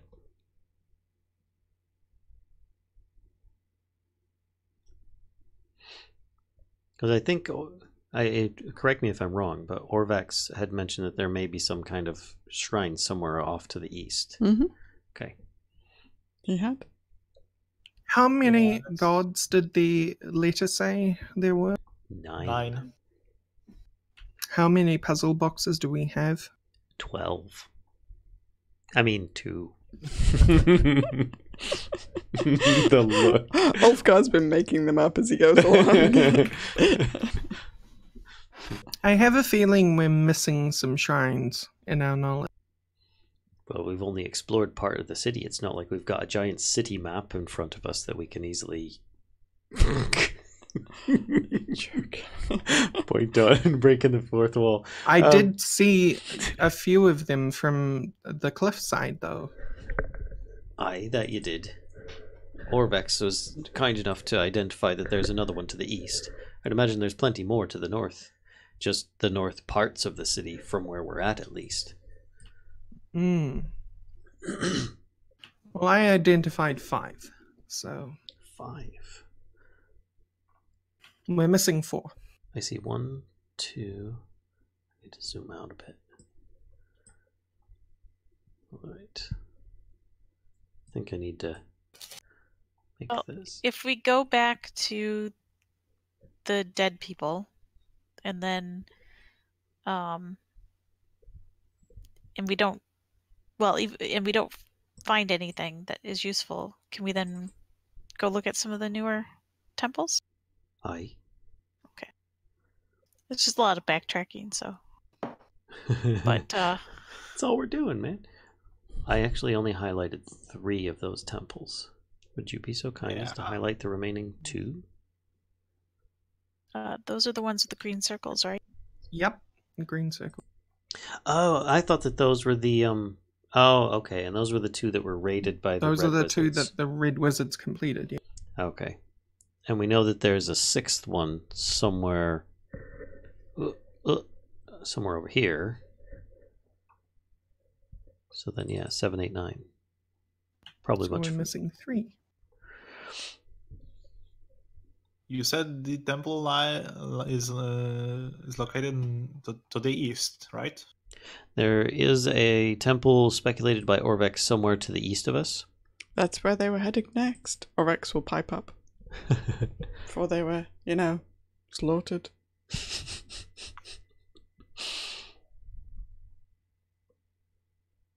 Perhaps that chap with the other 2 puzzle boxes. Well, he did say he was heading south. I have no idea. This whole thing's a puzzle to me at this point. Let's go off to check out that fire. If that doesn't work out, on the way back to the east, we can stop at the Red Wizard camp, give a sniff there. He looks over at Kellisto, and then we can continue on east and see if we can find that undiscovered shrine. And then from there we can head south and perhaps cross into the lava. That wonderful little island with the great view. Which Well, maybe I am still Arokh adamant and that I think we can get everyone over there. well, we might not need everyone over there. Arokh and you, Kellisto, might be able to solve it together. Split the party. Not all the temples have been. Not all the temples have been combat, right? I think Arokh speaks. I think I can take 1 or 2 people on the temple that is on this rock. Orvex said that one of the temples that they raided was opened with a key. He says, Orvex will pipe up. Yes, it was this crazy thing. We had to put the keys together to form one master key. He says, but the keys were there were well, maybe I exaggerate a little, but there were lots of keys to figure this out from. What of the other temple? He says, 1 moment, let me look back at the notes that I have in this. Flips through his diary. It's got a title on the outside that says Tomb of Annihilation. He says, pay no attention to that title. It's working title, I tell you. There and back again. Orvex's tale. He says the other tomb, or not tomb, the other shrine had I'll be your tomb. It was represented by one of those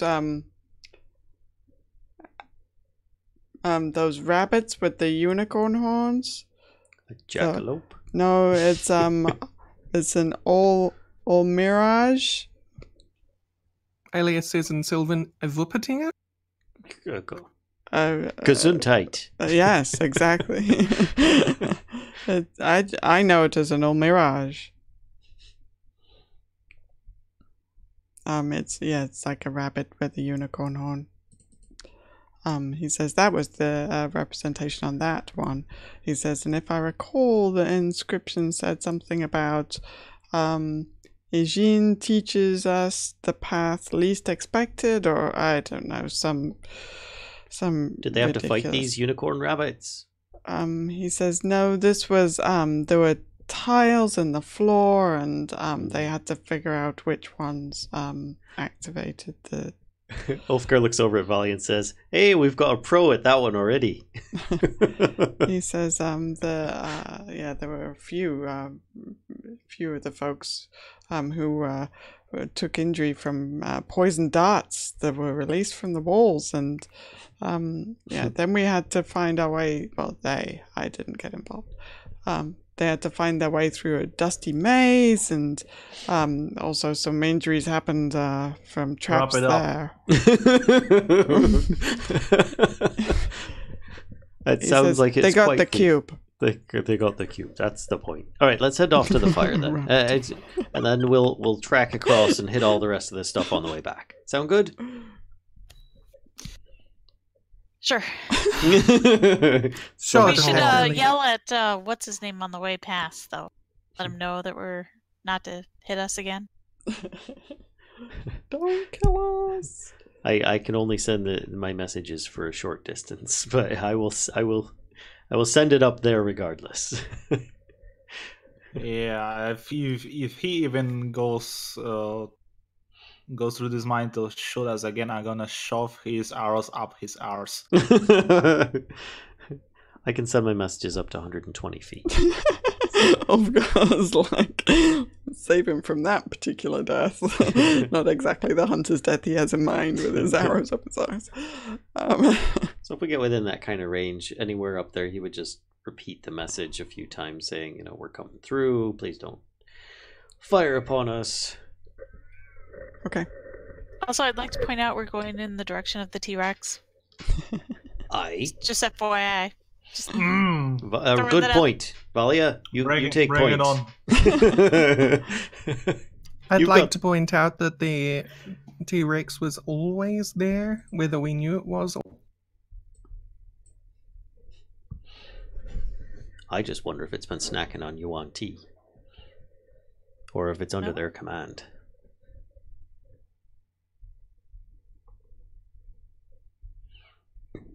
Excuse me. Okay. Anyway.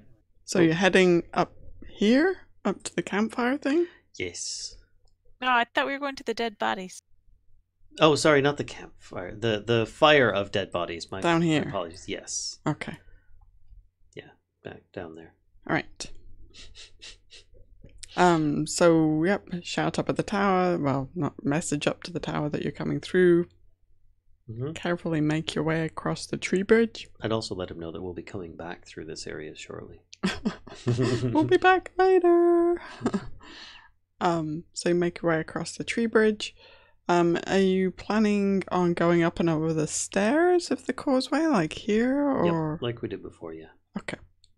Again, anytime we come up out of cover, definitely do the checks and look around, and then if it's safe, then we cross. Okay. We'll make a perception check for when you're crossing the causeway. Okay.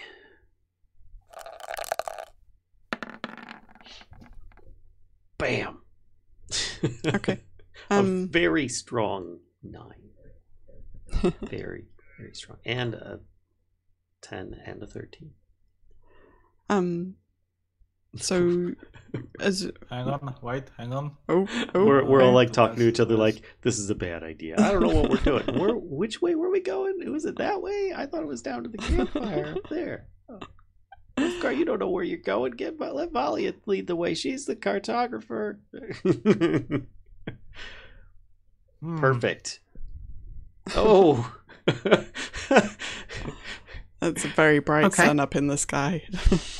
Kind of makes your eyes water, it's so bright. Meanwhile, Gao is like, there's a herd of gargoyles coming at us.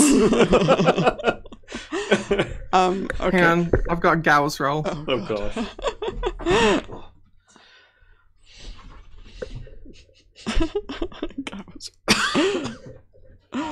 He doesn't really know anything or what he's looking for, so he's just more putting it on. Wow. And he's very obviously putting it on. I've never seen such poor and mediocre rolls before. Arokh notices that there is no longer smoke from the campfire up here. Okay. Yeah, seems about right. So just one whole day has passed, so. But you don't see any sign of the T-Rex. Don't see any sign of gargoyles. Yuan-Ti. As we approach the wall, I turn back into a mastiff. Okay. Right. Yeah. So you're going in through the main gate again in the front here? I kind of rush ahead a little bit. I want to make sure the dogs. I mean, I hope they figure out what I'm doing, but. Yeah. Okay. So I go ahead to look for the dogs again. Okay. So, yep, Kellisto, you kind of turn around the corner and you don't. Well, make a perception check actually before I get too far ahead of myself, so I can make it better than all the previous ones. Oh. You don't see any sign of the dogs. You do see, there's not very much fresh meat left. I kind of go in and look around, and then I just kind of like sit near the entrance so that when they come back around, they can see me. Okay. So yeah, I mean, everybody else can kind of catch up with you fairly quickly, and yeah, you all come around entrance. There's a very nice looking mastiff sitting there.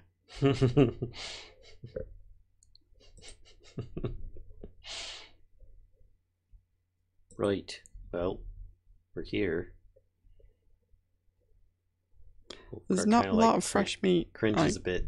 Yeah, it looks like the wild dogs have had a very healthy supply of food recently.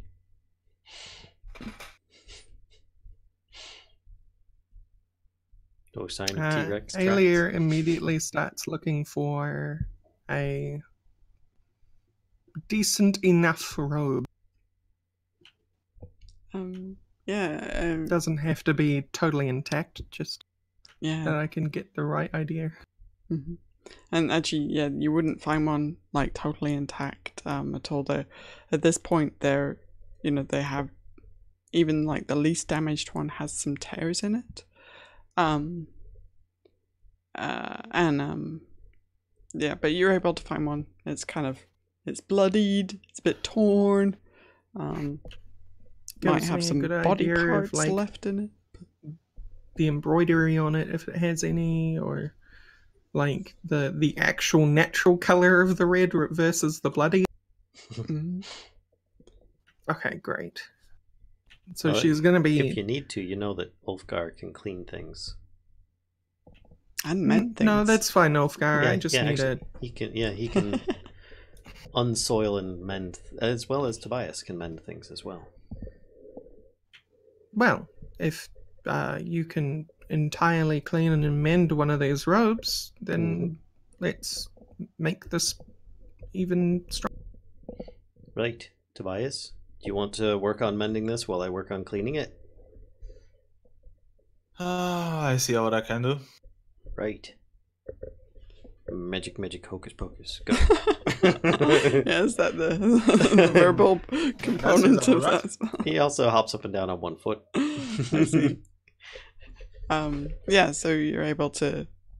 Robe looks brand new again, almost. Nice. All right. So Aelia's going to prop it up somewhere where she gets a good look at it, and she's going to stand away from it a bit, but stare at it, and then she's going to start weaving the locate object spell. Mm-hmm.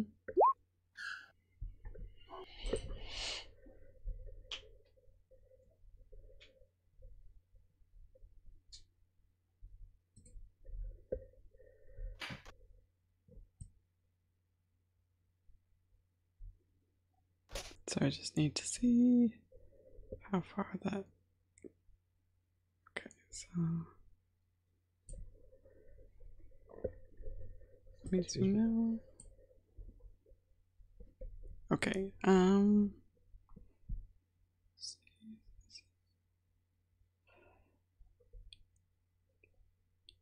So you get kind of some sense of here's how I imagine it. Like, I don't know if you agree with this interpretation, but you know how like when Professor X is in like the big dome thing in like the X-Men movies, and he can see like people's faces kind of appearing like in almost like a misty kind of form. That's kind of how I imagine like you can see like the robes kind of like they kind of have like a misty glow to them where they are like in the world, you know. Yep. And so so you get kind of that sense of a few more within this compound, but that's all you get actually. Just in the compound. In the compound, yeah. But some of them aren't in the corpse.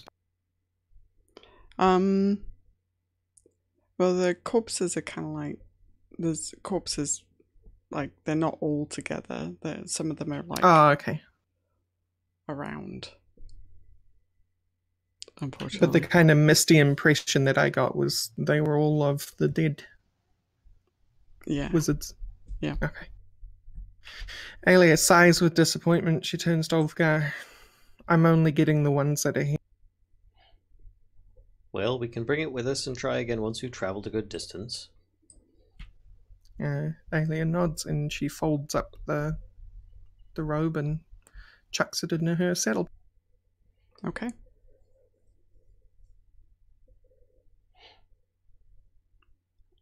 Yeah, Orvex kind of like motions at you and goes, "That's a good idea. You never know, and that will come in handy."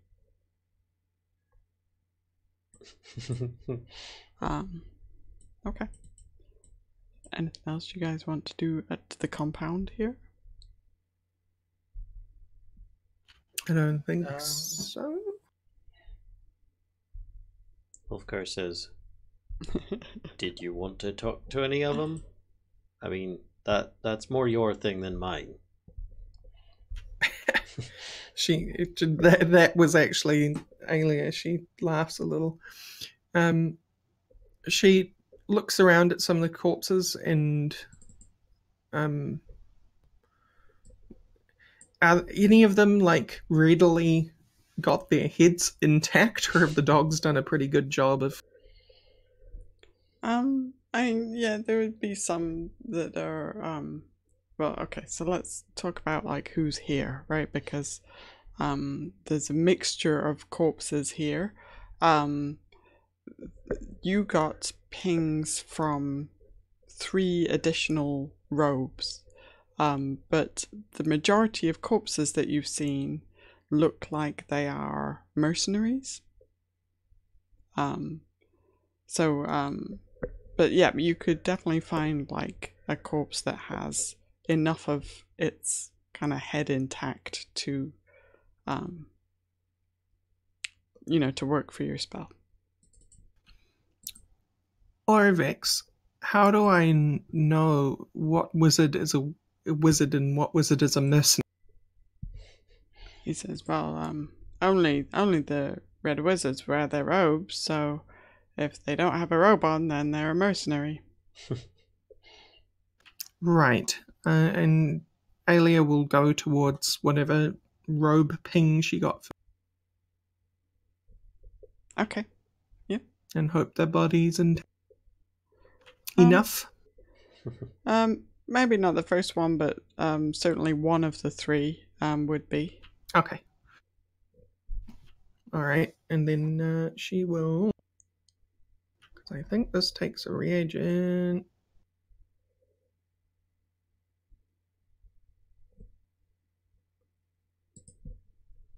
Oh yes. So she pulls out her incense and she lights it using like a minor version of her cantrip and starts wafting it around the body and speaking in Sylvan. And the eyes or the lids or what's left of them pop open.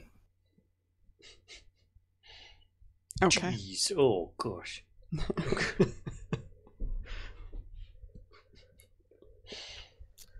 Ulfgar, what should we ask? what I guess what happened to them in a general sense would be one, how many survived, and where that person or persons might have gone next. That's all I could think of. Orvix, you don't remember the name of the one that left with the puzzle cubes, do you? He kind of stands there scratching his head for a minute and says, I think, no, he says, I know they're working for Zagmira, but I don't think it was Zagmira that had the two. They weren't necessarily all working together in the same place. Who's Zagmira? Is Zagmira here on the continent? Yes. Mm-hmm. That will do. Do you know where Zagmira is? No, I haven't been able, since I've been That's fine. trapped. I don't know. And she turns to one of the corpses and the corpse and says, "Where is Zagmira?"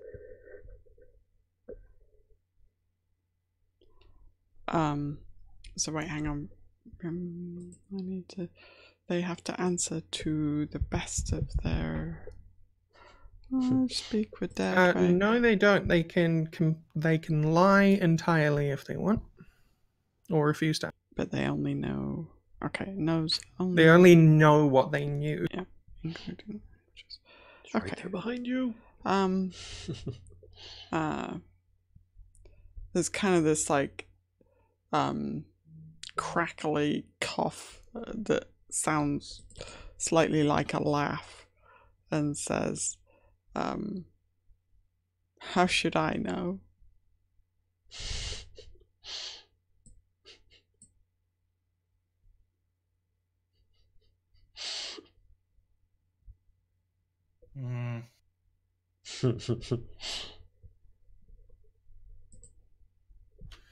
She asks, "How did your camp come to its fate?"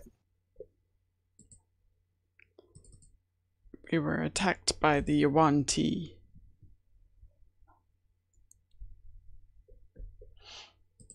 That confirms it. Ulfgar, I'm sorry, I'm a little foggy here. What else should I? If he knows if he knows how many of the survivors there may be, and if he knows where they might have gone next. Right. Hang on, how many questions can I ask? 5. Okay. Mm-hmm. She asks, where would have the puzzle box holder gone in the event of danger? In the event of danger? Sorry, is that what you said? Yes, in the event of danger. They say they're not going to leave until they have all of the puzzle boxes.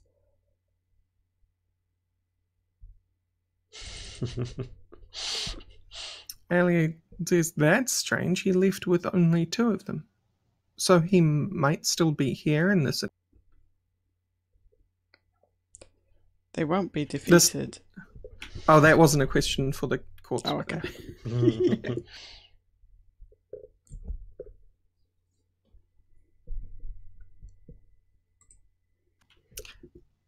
Did anyone survive this attack, and where are they? And that's my last 2.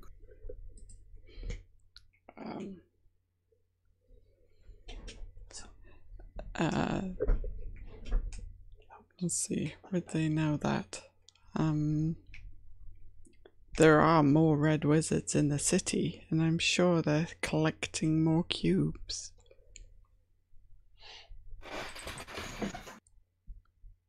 And with that, the eyes close and the breath leaves it.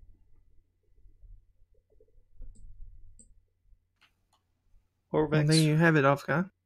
would these red wizard folk, would they attack us because we've got the puzzle boxes, do you think? He says, well, their primary opponent right now, their primary enemy is the UNT. I think they've done more damage.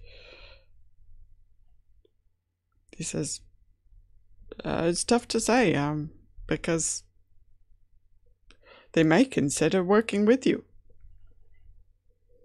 I would So like to you were insight hired check by that. this group, Orvex, but there is another group? Were you aware there was another group? He says, yes. They're quite motivated. So they did split up into two parties, and this was definitely the larger group. And well, they would go kind of out on sorties to locate additional shrines and try and collect the cubes. So the mercenaries would stay here and only travel with them when requested. So he says he's kind of been poking around a bit and says, I think this is all of the mercenaries, but this definitely isn't all of the Red Wizards. And the Red Wizards are perfectly capable of defending themselves? He says they have some magical skill.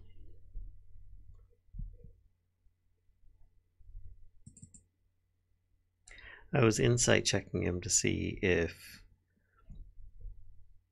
he might truly be like part of the Red Wizards and they might actually want to attack us, therefore he might turn on us or something like that. I guess I'm just seeing if, where his allegiance is, if it comes to blows between us and Red Wizards. Mm-hmm. He seems to be sincere. Okay. Right. Well, quick outside of game question about the game. Would Valindra's outfit resemble a Red Wizard's? Ooh.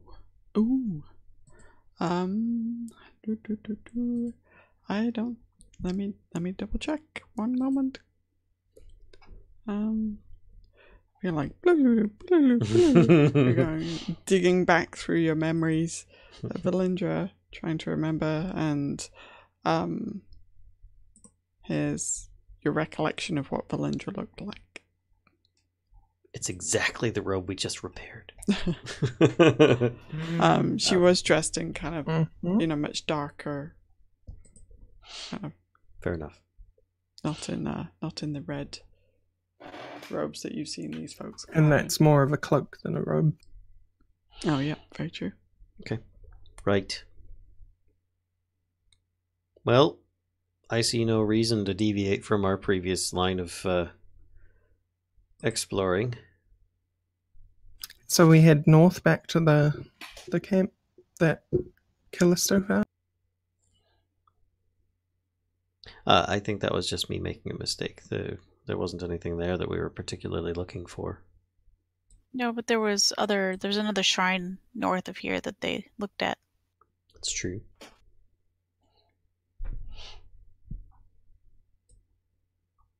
I think Kellisto's idea to check the unknown temples is the best one now, because if there is a group of Red Wizards still about, then we might run in. It's possible they might have been going back to the ones that we've already been to. That's true too. Orvex, you said that last he was headed south. That would have taken him probably to this one just across the way. Or the one on the pillar. Or this one over here. Considering that they were at this camp previously.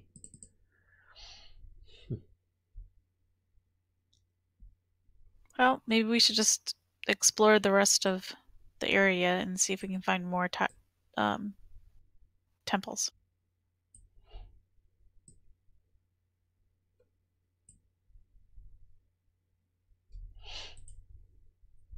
I'm for it. Me too.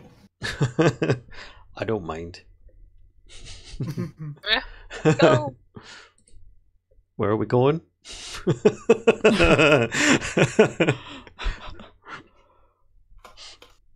Well, we know where two that are.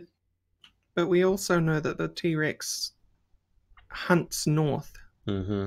from what the Catman said. So north? You want to go north? All right. I don't No, imagine a T-Rex is all that smart. I think Valia would kill us and eat us first. We should just head back to the temples to the east. All right, then let's cross back across. We can have a once over here for inspections, I guess. See if you can catch that scent on the off chance. Sure. And then move on. Sounds good to me. I mean, it's along the way. All right, so you take next half an hour or so, travel back to probably not that long actually. Message. Well, it depends how, I guess, if you're moving stealthily or not. Travel back to the tree bridge. Oh yeah, as soon as we get to the bridge, I could reach him with my message if he's up there. Okay, there is no response to your message. I don't expect it. Okay. So where are you going after the tree bridge? Right this there. Okay, so you kind of skirting around the causeway here. Yeah. Okay. So you approach the shrine there. And make sure I get the right one. Okay, that is... This is the flail snail one, I think. The flail snail one, it is, yep. So there's, as you've seen with kind of the other shrines, there's two large obelisks at the entrance to like a walled compound. Mm-hmm. So it's kind of an overgrown courtyard that you see inside this walled area. And you can see directly up to the front the stone doors on the front of the building that are pushed ajar. That's kind of what you see. There's a smaller building to the left that's just inside the walled area. So there's like two buildings in there. Right here. Little tiny building there. Yep, exactly. Right. So, Kellisto, do you want to have a sniff around? Sure. Well, as soon as you transform, Ulfgar is going to pull out his horn and give you inspiration. Ta-ta! Ta-ta.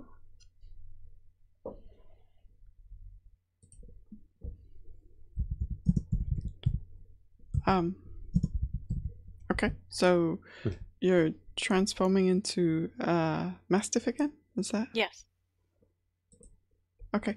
So make a... Wait, it was perception, right? For your smell check? Yes. Okay. Smell check. Such a huge delay when I press the button. Oh.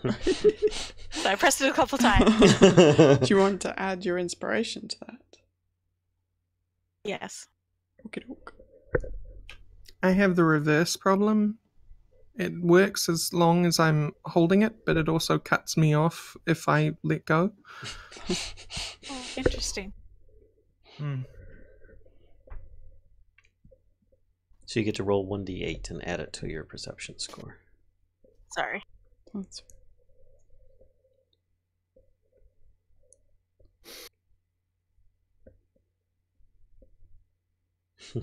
Okay. Feeling that might be sufficient. Right.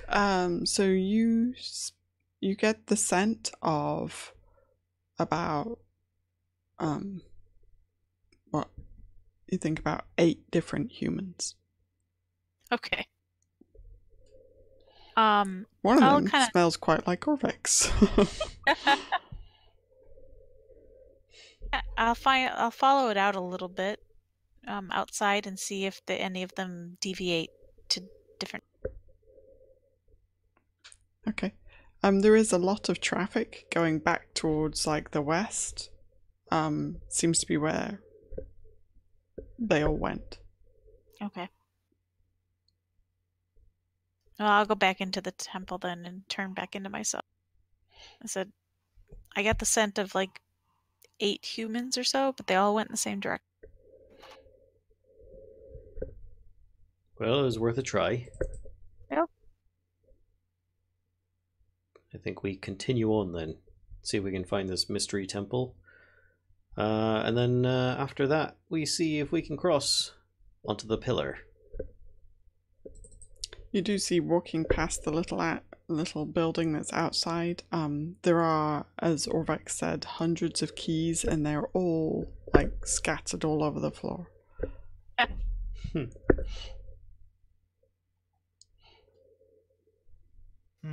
Okay. Okay. So your next plan is, sorry, this one, or where are you, or somewhere to the east, or? I don't know. We could change our mind at any moment, like we have 10 times in this episode. But it was to look for. Okay. It was either to look for the missing one or to cross to this one. Okay. I think we established we were going to try and tackle unknown temples after having no luck with the... Okay. Then, yeah, it was to look for one somewhere over here. Okay. So how you just kind of, well, describe what you're doing, please, if you don't Travel mind. along the side of the causeway. Okay. Just kind of looking while we can. Okay.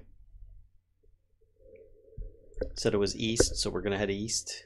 That's Right. pretty much it. I'm keeping an eye out for any animal statues.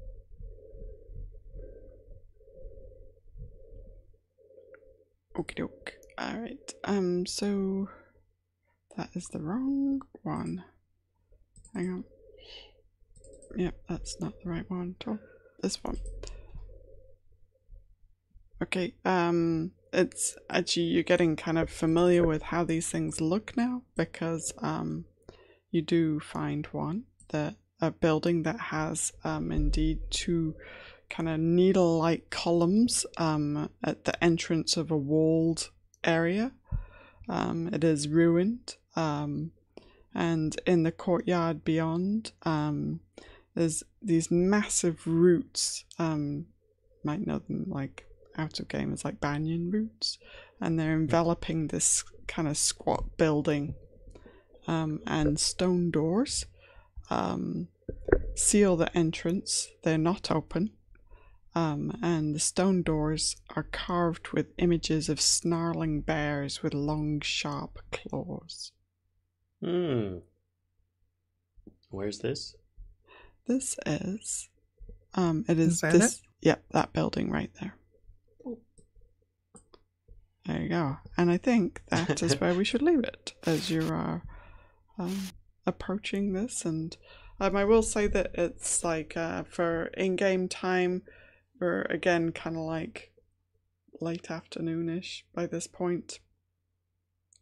So yeah, just so you know, have an idea. Been spending all day looking around.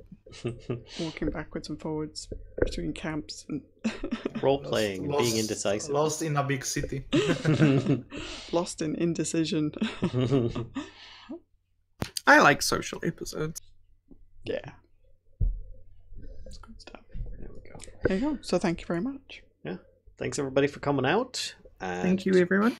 tune in next time for another episode of Dungeons and Dragons: Tomb of Annihilation. Watch everybody get eaten by bears. Yeah, yay! Yay! Yay. Dire Ursa. Magic bears. Magic bears. Even better. Magic red wizard bears. They weren't magic before, but now that they've eaten some redwoods, they are. Okay. Bye. Bye.